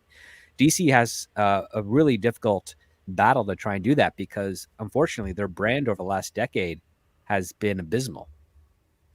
Oh, so yeah. There's not going to see a turnaround on their brand that. hasn't been strong on the film side since after the Dark Knight trilogy. Exactly. And Aquaman had success at the box office. Wonder Woman had some success at the box office, but aside from those 2 films, everything else was super underwhelming or just flat out lost money and had abysmal viewership because people just didn't care. So they had success in other areas. I mean, for a while they dominated the animation market. Well, that changed in 2014 or so, because the live action films did so bad, and also, and it's kind of weird because Jay Olivia started getting more involved in the animation stuff, and then the quality just really went down the hill. I mean, take a look at the stuff post the Dark Knight Returns adaptation, and you're like, most of those you don't really want to go back and watch again. No. Yeah. Yeah, like I'll go back and watch Superman Doomsday a few times because it's really well done, and it has a kick-ass documentary on why they killed Superman in the comics in the 90s. Yeah. But is that the one where Louise Simonson cries? I can't. Maybe. It's the first Superman Doomsday adaptation. They redid it again in like 2015 or 16 or so, and that was not very good either. Why did they redo it? I don't know. Maybe they thought they could tell it better, but I like the initial one. Yeah, that's the only one I've seen. I remember when it first came out. I think I was a freshman in college when that dropped. Yeah, it was cool. That was in the heyday of Warner and Disney Animation. Like they had a good, from 1992 to 2014, I would say would be the golden era of DC Animation, from Batman the Animated Series through Superman, through Justice League and Justice League Unlimited, Static Shock, if you want to go there as well, which I recommend, and then on their animated universe films, did fantastic. They just don't make them like they used to, which is an obvious statement to make, but maybe the apathy that we're feeling just comes from there's like nowhere to find the alternative. I mean, a lot of people will tell you that anime or manga is the alternative, but that's not for everybody. And it's an oversaturated market. It's a great market, but there's a lot of it. I mean, it dwarfs in just product numbers compared to the stuff. Oh yeah, that's because the Japanese manga and slave anime drivers. market. Well, not just that, but they pump out new characters, new stories, new universes like it's going out of style. Which is hysterical because, over here in the West, they make the claim, oh, nobody wants new characters. Nobody wants new this or new that. Really? Because the Japanese are over there. Yeah. The Japanese are over there coming out with a new one every single week. And Yeah, it's there's doing going to just be an fine. anime about sewage workers coming out next month, I bet. I'm just making that up right now, but I would not be surprised if there is one. Yeah, it'll be that time I was reincarnated as a sewage worker or something like that, because they come up with the most wild Satanic titles. sanitation, the depths of hell are protected by the sewer. I mean, that's an anime idea right there, or manga idea right there, and I would believe that they would do it. Yeah. Do you want to go ahead and make that happen right after Wokebusters? Let's do that real quick. We can Let's do it. Sure. We can corner Let's the bang market. it out. Be a 30-page manga, real quick. Yeah, we'll sell it to Shonen Jump. We'll come up with some fake Japanese names and just try to sell to them, or we'll just try to create the American anime or the American manga market. Do you think that would matter to people? They're like, you think people like it because they like the stories, or they like it because it's foreign? A little bit of both. Also, I think they like it because a lot of the manga stuff that people have been recommending to me that I haven't fully perused, but some of the art I've seen of it have very large-breasted women, and I'm like, yeah, I'm down with that. Oh, believe me, that's all I know how to draw. Most of the most popular stuff, though, isn't that. Like the stuff that you see a ton of merch for, the stuff that's the most prominent, isn't that. The stuff that's most prominent tends to be like the stuff that's geared towards younger teens. Like, sure, you got chicks with large chests in One Piece and things like that, but they're not as much a central focus, I guess, is the lack of a better term. Your Naruto, you got a couple of characters maybe that do that. But apart from that, it's a very small drop in the bucket in terms of focus. It's kind of one of those eye-catching Naruto episode. I read the entire manga as it was releasing and watched the entire anime as it was releasing. That was the last long-form shonen that I consumed. Start to finish, the whole bitch. And I have not started another super long series since, because I was like, okay, now I'm an adult. Now I'm in college or after college, and I don't have that kind of free time. So I'll watch like shorter series that are like 1 or 2 seasons of like 24 episodes, and I'm good. I gotta watch Zom 100 for Schlocktoberfest and give a review of that, because I did like that. I know I always sound like I hate this stuff. I really don't. There's something about the certain character design and like a cutesiness and some of the things that just don't ever really resonate with me. Even as a young kid, I never liked, like, I got into Pokemon for like a really short window of time, and then something like a switch flipped and I just did not like cutesy anything. I mean, if it came out from like, say, late 99 through today, I mean, the last cutesy thing I liked was, I guess, Baby Yoda, because I was like, all right, I like Yoda, I like this character, I guess. But like, there's just something that never resonated. But I always do like the harder nosed ones, the Berserk, your Golgo 13, your, I guess, semi-realistic. I love Fist of the North Star. I saw an action figure. You watched Vampire Hunter? I know of that one, actually. Vampire Hunter D Bloodlust is phenomenal. I guess I should give... dark as shit. That's my preface I need to say. I like dark, that is not anime. For children. That is not for younger audiences. Don't show this to your kid just because he enjoys Dragon Ball and One Piece. I think Dragon Ball Z is like the perfect show to the right age, because it's... Oh, yeah. It's got some decent... I'm not saying it's about messaging, but it's like, yeah, if you train really hard, you can save the planet type of thing. It's like, at least Goku's like a positive style character. He's not some asshole. Yeah. And so, that, I don't know, I guess it's like with Rocky. Rocky is a dude you can get behind because you like his story. He wants to better himself. He's going the distance. He wants to work hard and this and that. And that's something that people like to see rewarded. I'm all about that. I think Dragon Ball Z is great for that. And it's also a good story of redemption, too. Just because you start out bad like a Vegeta character doesn't mean you have to stay evil. Doesn't mean that's not what defines you. So I do like that kind of stuff. Maybe there's more to that in anime than I'm getching on, but I wish in American entertainment we had that. Because it's like I don't get what they've done with Harley Quinn.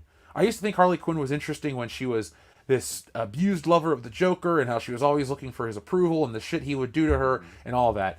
And then she became something else, and what they did is DC decided to just turn her into a more insufferable female Deadpool. That's all she is now. Yeah, they quote unquote upgraded her, and at the same time also exploited her to the detriment of her own character. and she's become boring.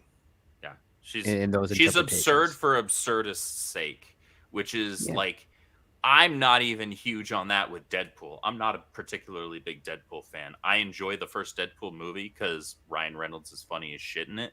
But aside from that, I'm not a particularly huge fan of the character because I find that kind of character obnoxious as shit. Same.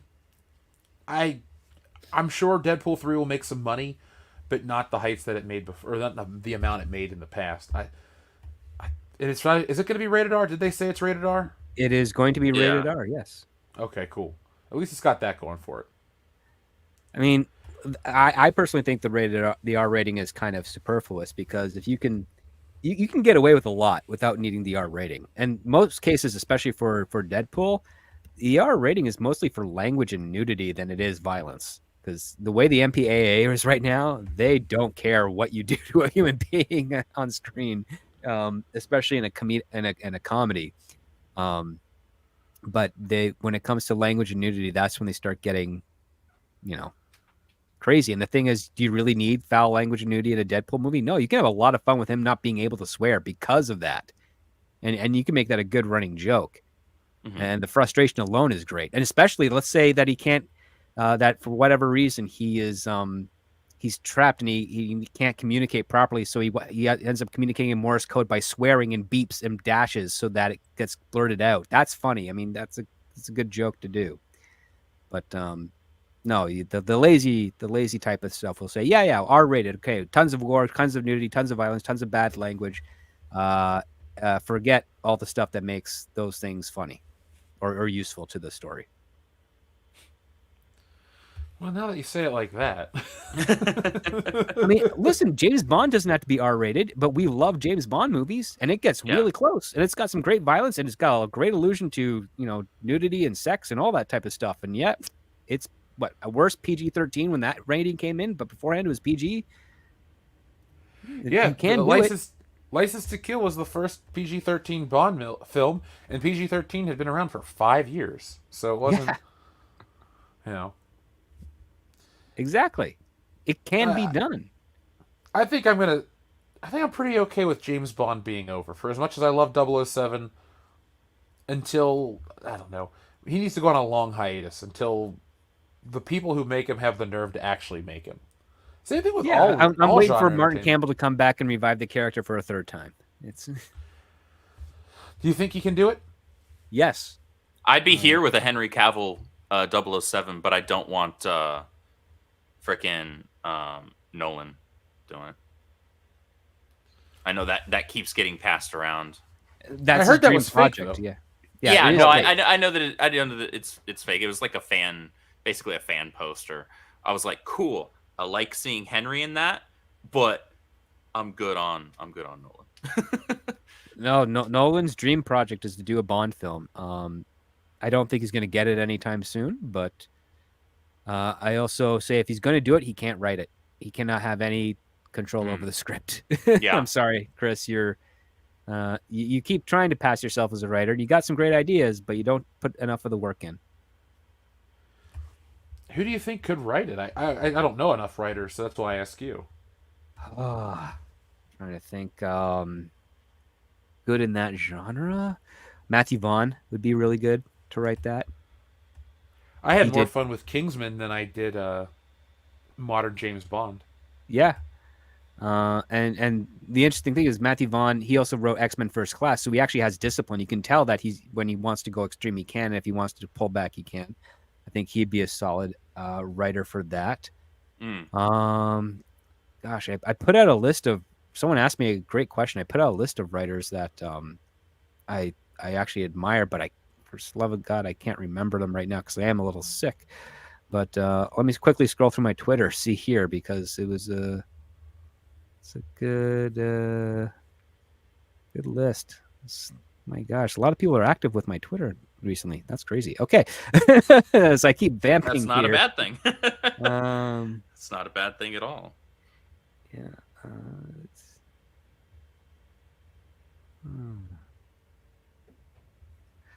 Here we go.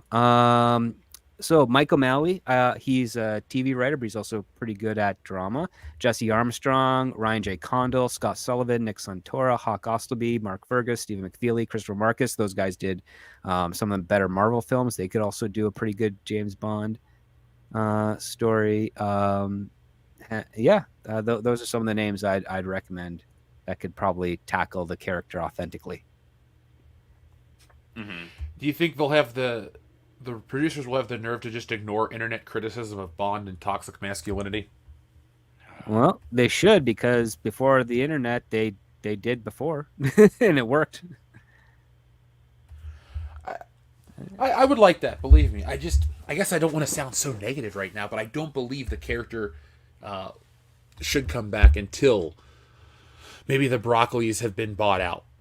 Because, I think it's like with a lot of these franchises where they need to kind of take a breather, take a beat, to use, screenwriting terminology. Like, all right, you go over there for a while, you sit in your corner, we'll come back and revisit this in a little bit. Because right now, a lot of these brands are damaged. And if these studios continue to pump out products from these damaged brands, even if the content ends up being better, whether it's marginally, maybe even significantly, right now, there's still the tone and the air within audiences, whether it's the general audiences or whether it's those longtime fans, where we're over it. You damaged it. It's not irreversible, but what you have been putting out for the last several years is unrecognizable. And it needs to go away for a while so that we can all kind of like take a break from each other, right? And then it's like when you're in a big fight with somebody, right? Like a disagreement, a verbal argument, not a physical one. And then you're like, all right, we'll be cool, but right now we're not. So we're going to kind of go our separate ways for a while, right? And that's honestly what needs to happen with a lot of these brands, because they've just been damaged so irrevocably. Well, that's fair, but the difference between two individuals having a disagreement and a separation and a property is the fact that even if you leave it alone, that damage is still there, and that damage will last longer the longer it's not addressed, as opposed to just trying to course correct as quickly as possible. That's just the nature of the game. Like, you want to be able to put out, okay, let's say, what was it? Quantum of Solace came out, did okay. In comparison, people like Casino Royale more. Then they did what? Skyfall was the next one, and Skyfall kind of made people forget about Quantum of Solace. That worked. That's kind of the mode you have to do. You have to keep kind of trying, because number one, you invest so much in these properties, to let them sit on the shelf and not actually do anything to generate income is bad for business. Number two, yes, if you make a mistake, the best thing to do is to try and correct it, identify the problem and correct it as quickly as possible, and hopefully make people forget about that mistake, or at least acknowledge the fact that the people in charge of the IP identified the mistake, knew it was a mistake, and wanted to course correct so that they could continue pumping out the stuff that makes us happy. The longer it lingers there, the longer people are going to have more negative connotations to it, because they're going to say, well, yeah, that movie was so bad it killed the franchise. It was one of the big arguments against getting another Batman film after Batman and Robin. That movie performed so terribly that they were desperate to try and get Wolfgang Peterson and Darren Aronofsky to come in and do a take on Batman, and even their takes on it were not good enough to make people forget about Batman and Robin. And it took 7 to 8 years before Nolan came in with Batman Begins to make people kind of be like, okay, yeah, we finally got something that's going to make people forget about Batman and Robin. And it did. It just took too long. And Warner Brothers was really upset with that. And then for people who have their criticisms about Batman Begins, which I understand, as soon as The Dark Knight came out, people forgot about all the flaws of Batman Begins and loved The Dark Knight. And then Dark Knight Rises, of course, was pretty bad, but it concluded what was going on. The movie's not good. But I mean, the thing is that they wanted to pump it out. I mean, say what you will about Sony having rebooted Spider-Man 3 times. They're at least trying to figure something out with the character, to keep it, still in the consciousness and, maintain an audience. I think it's ridiculous that they had to reboot it 3 times, but that's the choice they did. And in the case, they probably could have just done a Sam Raimi Spider-Man 4 that would have made people forget about Spider-Man 3. Yep. Yeah. That's the case. Sony decided not to do that. They decided to go another direction. Same thing's happening with DC. They are basically saying we cannot have the stink of the old regime on our stuff, so we're going to start new. And then, of course, not to get too off topic, but James Gunn announced that a couple of the actors from the stuff that he has worked on with will be maintaining the characters as they come into the new regime. And that is, of course, going to fuel the fire of everybody that's upset about the previous cast not returning. And, I think that's a valid thing to be upset by. And I think it's a mistake on James Gunn's part to have these people hang on. Because now you're polluting and blurring the lines of division between the old regime and the new regime. Yeah, listen, I like Peacemaker, but I don't want to see John Cena's Peacemaker in the new DCU, and I don't want to see the Viola Davis, Amanda Waller in the new DCU. I don't need. First of all, I think she's a great actress for that role, but she's about 100 pounds too light to play Amanda Waller. Yeah, Amanda Waller for the longest time was huge. She was like the lady from Night Court. Perfect. Yes. Yeah. And that comedic actress is actually a really good dramatic actress as well. She could probably do Amanda Waller, and frighteningly so. Oh yeah. Maybe in an alternate reality, she is Amanda Waller still. Yeah. Just dye that blonde hair black, and you got her. Yeah. I'm with you. I don't like that they're trying to keep certain holdovers. It's just trying to have your cake and eat it too. And at the end of the day, you're just going to be, I think, thoroughly disappointed. I want to remain the positive. Holdovers aren't even holdovers that like fans wanted either. Like, all right, you're gonna hold over Viola Davis, which script you're 100% right. She's a fantastic actress. She was great in the role. You're gonna hold over John Cena. I don't give two shits about Peacemaker, but you're gonna not keep Gal or Henry, people that audiences actually were pretty universal in their enjoyment of, like Right, Wrong, or Around the Bend. Like, people liked them in the roles, whether the movies they were in were good, different matter entirely. But people are like, okay, yeah, because dude, not many people have been as critical of the Snyderverse as I have, but I've continually stated I love the casting of Ben, Henry, and Gal. I just wish they'd been given good movies, and I wish that they were actually written as the character. It's a weird thing, but yeah, like to your point. So if you're gonna wipe the slate clean, actually wipe the slate clean. Don't like leave a few marks right over here just because you want to. Like, actually start from a clean slate. I don't understand the point of holding on to Peacemaker and Waller. Do you think we should cover this stuff when it comes out? We'll probably have to feel if people actually are gonna give a crap. But I mean, it's an entertainment channel. It's an entertainment podcast, live stream, whatever you want to call it. And so, I mean, audience, you tell us. You're the chat. You dictate this. We talk about things that we hope you want to hear us talk about. It, amidst the rabbit trailing and the cape shit rants that we go on from time to time, several times tonight. So let us know if you want to hear us talking about the new DC film slate when they actually start releasing. Let us know. We'll talk about it. Or if you'd like us to talk about the 1973 William Friedkin classic, The Exorcist, we can do an entire podcast dedicated to that. I just watched it the other night. That's why I keep talking about it. Like I said, I go back to old movies because they were just better made. Yeah. Or I watch a shitload of wrestling, but nobody really cares about. Well, we have a wrestling audience, but it's not here on Tuesday nights. We'll save that for Thursday. That's on Thursday. Wrestling has its fun, but the other part too is it's actually quite a good sign when the younger generation, our peer group of generation, is able to go back to movies that were made some over a decade before we were even born and see value in them and actually really enjoy them. In fact, that's kind of what's sort of fascinating is that some of the, I guess, the Zoomers and Millennials are starting to get into the old stuff that they're seeing on streaming and be like, wow, this is really, I mean, the production value is not great compared to what they see normally, but they actually are getting hooked by the characters and the story and what's going on. And people are rediscovering movies like The French Connection and The Exorcist and you know, though the Godfather, especially if you want to talk Apocalypse Now, lots of great classic films from last century. And when they compare it to what's hitting the market now, they're like, yeah, I'll stay in and watch the stuff that actually has impact.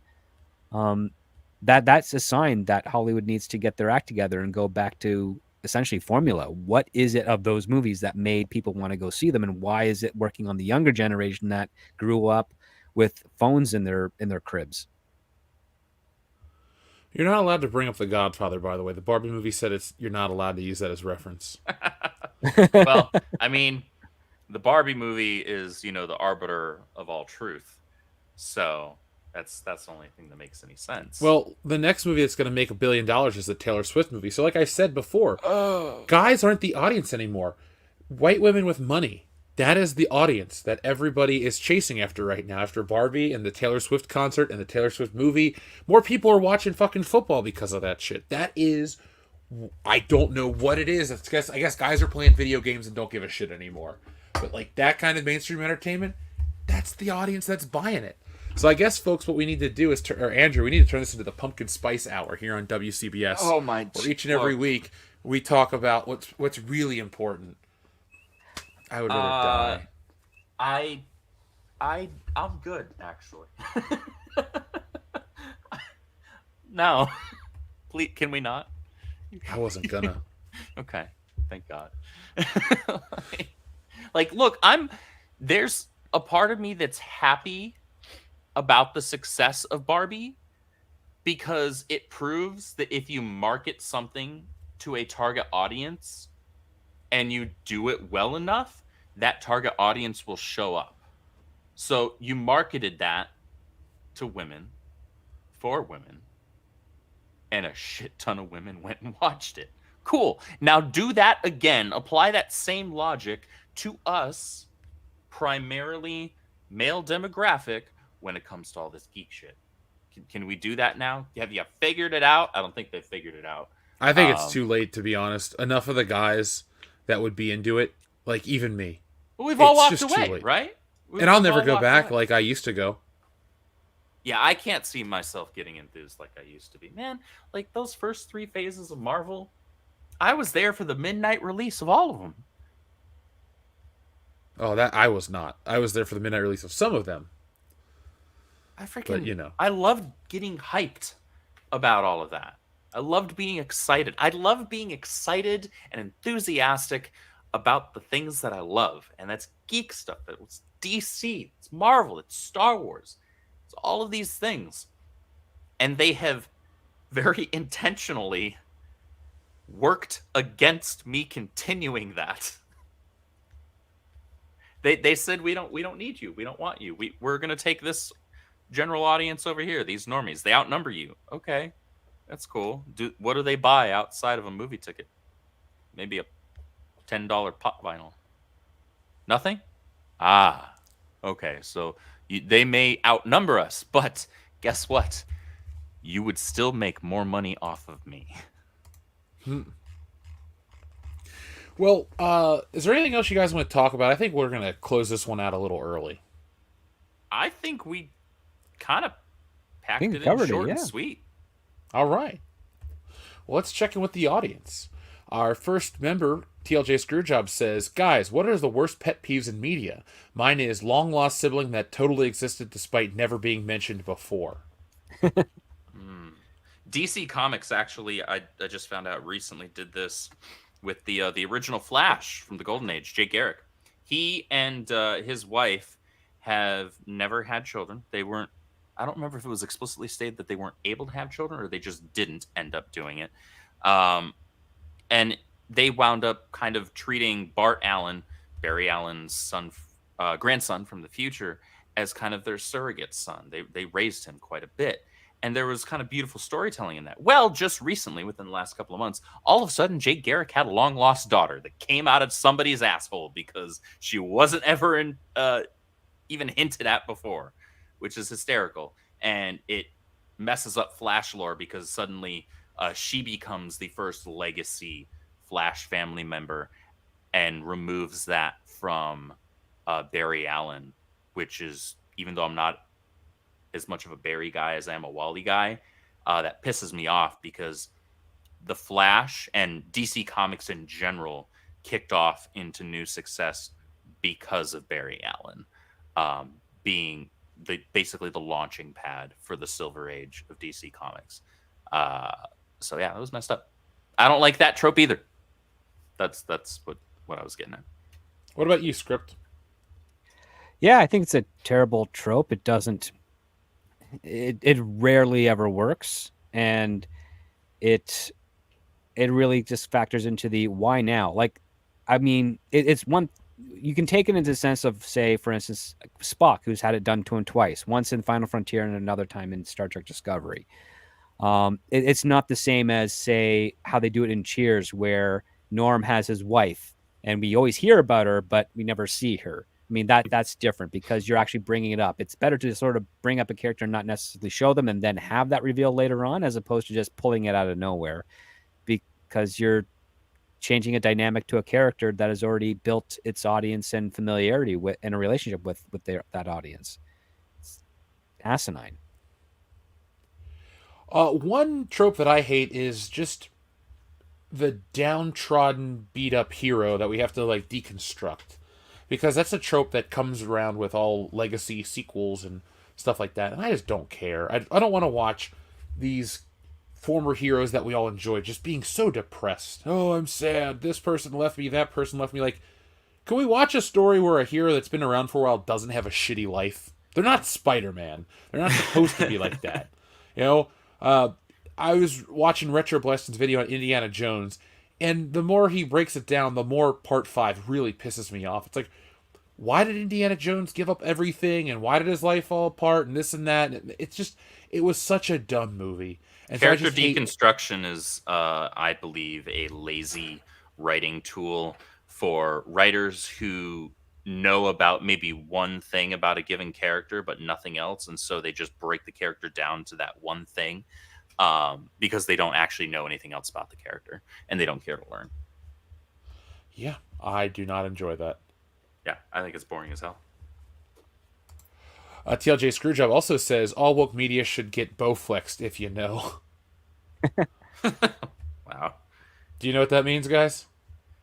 Get bent. No. Right? No? No. Oh? Chris Benoit hanged himself on a Blowflex. Oh, shit. His Bowflex. That's what it means. Yeah, that's what they mean. Oh, wow. So getting Benoit is essentially what TLJ Screwjob meant. TLJ Screwjob also says, I reread the Harry Potter series up to halfway through the Order of the Phoenix at my job and got bored, but through the Dumble's gay lens, I didn't see it.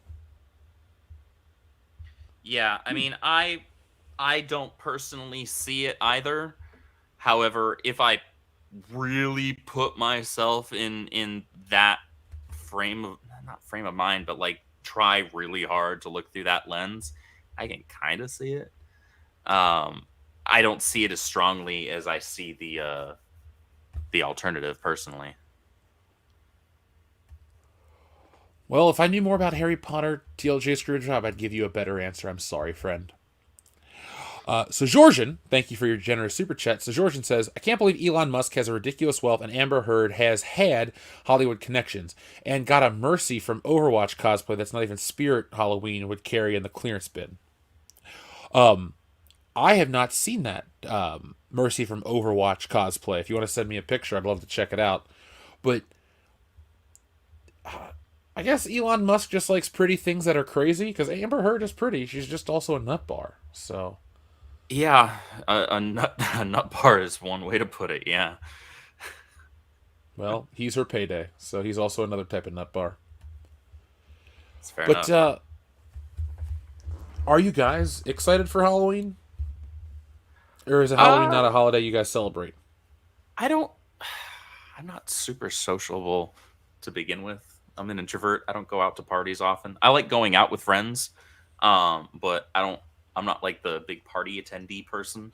So I'm more likely to like just crack open a bottle of wine and like put on some horror movies.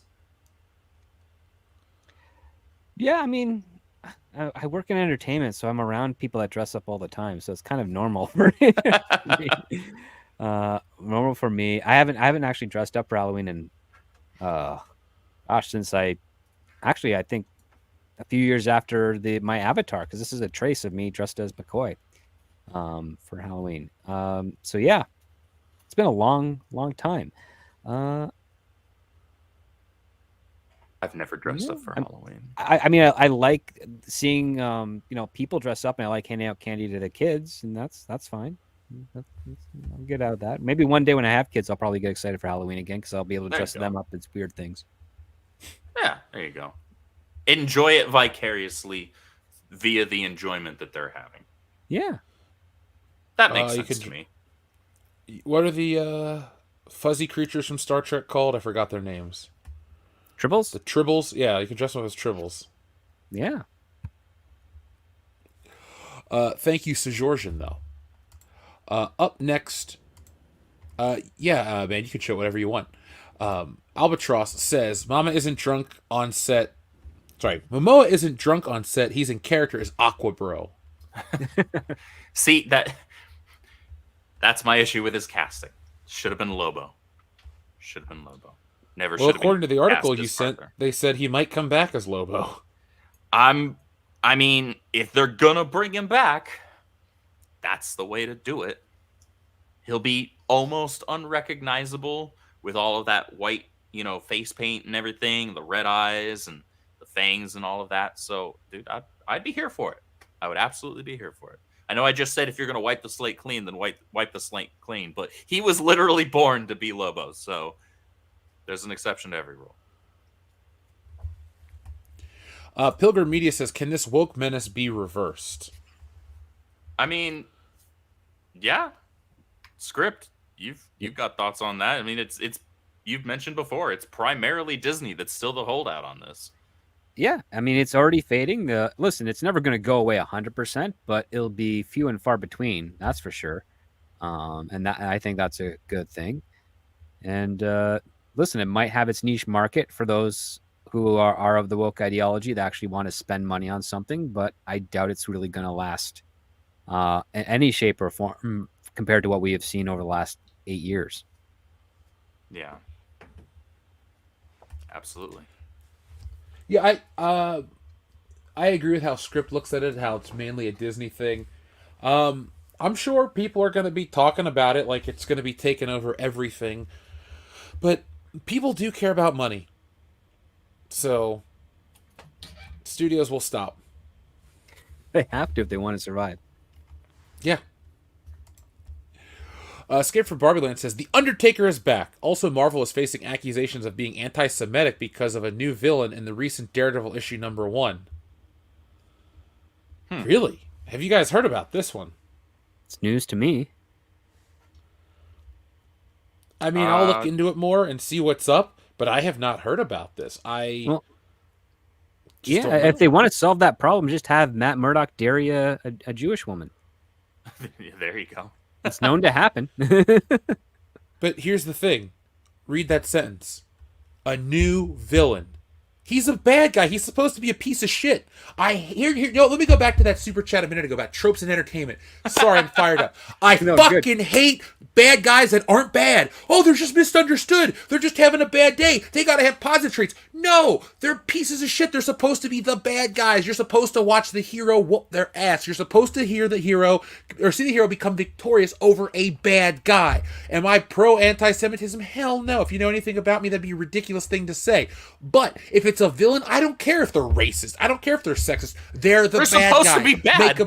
Make them bad. So any of this pushback that Marvel's getting because of a bad guy's anti-Semitic, guess what? Daredevil's going to knock his teeth down his throat and justice will prevail. The hero will rise up. So I don't care. If they're getting pushback, good. Fuck the people that are too sensitive. They shouldn't be that sensitive over entertainment. You're supposed to have a bad guy that's really, really bad. I'm so tired of, oh no, he's just got a mental illness. He's just got this. No. Make it a racist piece of shit. Make the bad guy a bad guy. Yeah, make him that, who thinks he's the hero in his own story and he's delusional. And you know what? You're right. Daredevil would beat the crap out of that villain, and then he would go home and bang his Jewish girlfriend, because that's what Daredevil does. He's a man whore. There you go. And that's Real a good quick, way I to want be. to show off something. Dixon Cider, longtime fan of the channel. Cool little gift. Just remove me entirely. I was trying to present you to the. There you go. Solo layout. Cool. Dixon sent me. He went to a con this past week and a half ago, and he got me a signed image from one of the Flash voice actors from DC Animated Universe, specifically the one who played Wally West in the Superman animated series episode where he showed up, Charlie Schlatter, and he sent me that, which I thought was super cool. Oh, that's awesome. Yeah, I'm all about like collecting anything that's Flash, especially if it's Wally West. So Dixon, appreciate you, buddy. Thank you for that. You're awesome. Cool. There you go. I didn't kick you out that time. Better. I appreciate that. Xavier to God, thank you for being a member. He says, isn't it funny that it took Ryan Reynolds 4 times to be successful in a superhero movie? Also, I hope we could get the Deadpool voices in his head that he hears in the comics. And we have a fuck, marry, kill. Batman Begins and The Batman. Batman 89. Begins. Okay, so 89 Begins and didn't he do this one like 2 weeks This ago? sounds very familiar. I think we all wanted the Batman gone because we don't like it. Yeah, the Batman is the one that gets the axe. And honestly, the other two interchangeable for me. Yeah. Because I love them both for different reasons. I mean, Batman Begins is my favorite Batman movie, but like 89 is right up there. It's just such a fun film. It's great. It's my Batman movie. I'm going to marry that one. I've changed my mind. That's an entirely valid decision. Mask of the Phantasm. Ooh, good movie. I liked Sub-Zero as well when I Sub-Zero was pretty good too. Yeah. But Mr. Freeze is also one of my 2 favorite Batman villains. Oh, I've got a great ending story for Mr. Freeze that introduces another Mr. Freeze in a way that's never been done before that I really want to pitch and write. But because I love the tragic story of Mr. Freeze. I love the fact that he is a proper sympathetic villain. He has gone dark because he was trying to save his wife. And that's a reinvention by Paul Dini. Because the original one was just nuts and also fun, Mr. Zero. But there's something I've got an idea that hasn't been explored with that character that I think would be very fitting for Batman, for a Batman story, and for what Batman is all about. And yeah, I hope you get to write it one day. That'd be awesome. Because I want to hear about it. Oh yeah. So is there anything else you guys want to say before we go? I think we're good to put this baby to bed. Everybody remember to pick up a copy of Stealing Solo while you still can. How many of those you got left, Jeff? Not a lot, right? Let's see. No, not a lot. In this case, oh shit. Okay, that's mostly a t-shirt and socks. Okay.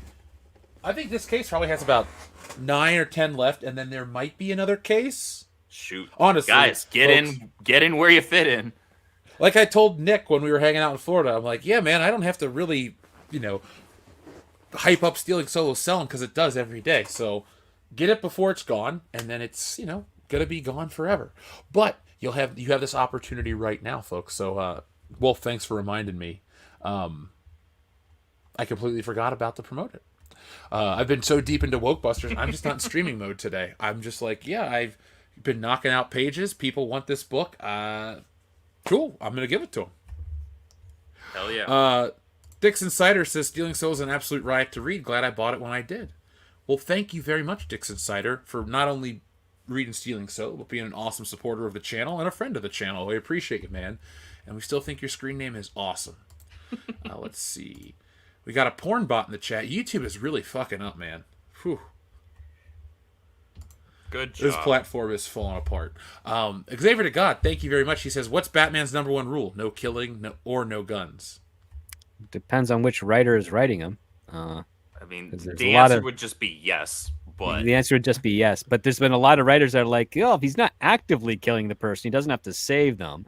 You're like, okay, Batman would try and save them so that they could face justice. he beat the crap out of him, but he's not going to just let somebody die. Yeah, he'll put you in traction, but not so much to the point where you can't stand trial. Yes, exactly.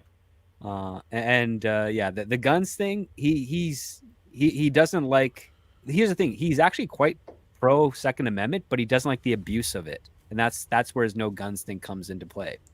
It's too powerful a weapon for the stuff that he could do, and he also is afraid of abusing it, but at the same time, he also doesn't like the fact that the criminals are using them to abuse primarily as well. It's not for self-defense or the preservation of the state from a tyrannical government.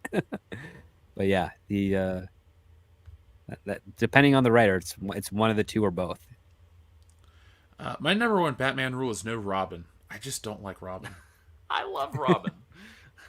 Robin has a purpose, but I love the right Robin anyway. Yeah, you have to have the right one. I mean, I always envisioned Robin would be very effective at more as like a spy for Batman, as opposed to like a combat sidekick during his younger years, where he does more stealthy stuff, and then once he actually becomes an adult, that's when he starts being in the fisticuffs area. That's a good idea. Yeah, because I mean, Robin had that same thing that happened with Bucky and Captain America. It's like the first issue, Bucky finds out Steve Rogers Captain America's like, well, instead of me disciplining you, you can be my sidekick, even though you have no superpowers and you're 14 years old. And you're like, dude, come on, same problem as what Batman has with Dick Grayson.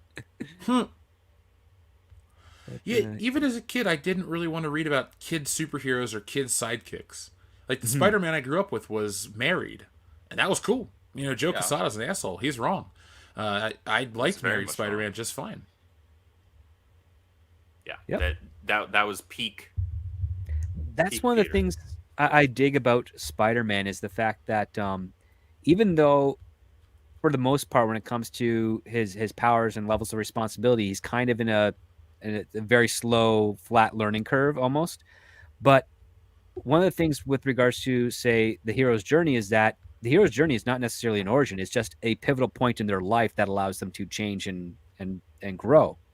And Spider-Man does that very effectively, from graduating to high school, from going to ESU, graduating that or dropping out, depending on, I can't remember which one happened, and then marrying Mary Jane, and then getting close to starting a family and those responsibilities. Those are really cool aspects of the hero that allow him to grow alongside the audience without actually taking anything away from him, until Joe Quesada.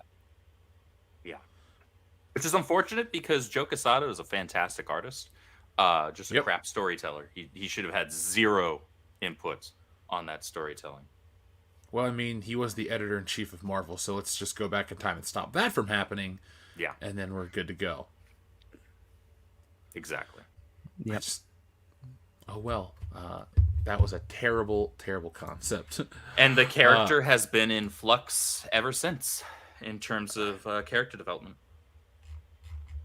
By the way, Garth Vader, thank you very much. I'm excited to send out your copy of Stealing Solo. I'll be mailing it out tomorrow. I got another stack to take to the post office in the morning. So, folks, if you want to get your copy tomorrow, be on the lookout for that.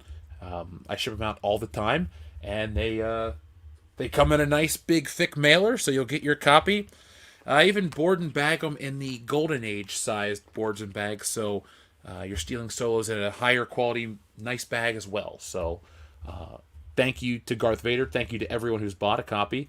And thank you to Script and Andrew. Guys, it was fun to stream with you. I can't wait to see what we come up with next. Hopefully the world of entertainment is good enough for us to comment on.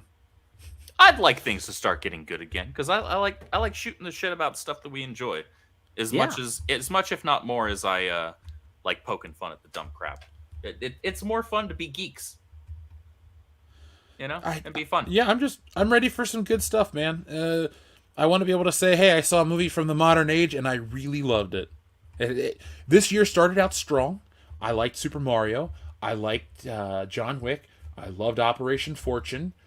And then, we got to Guardians 3, and I thought that was pretty solid. But it wasn't my favorite Guardians movie.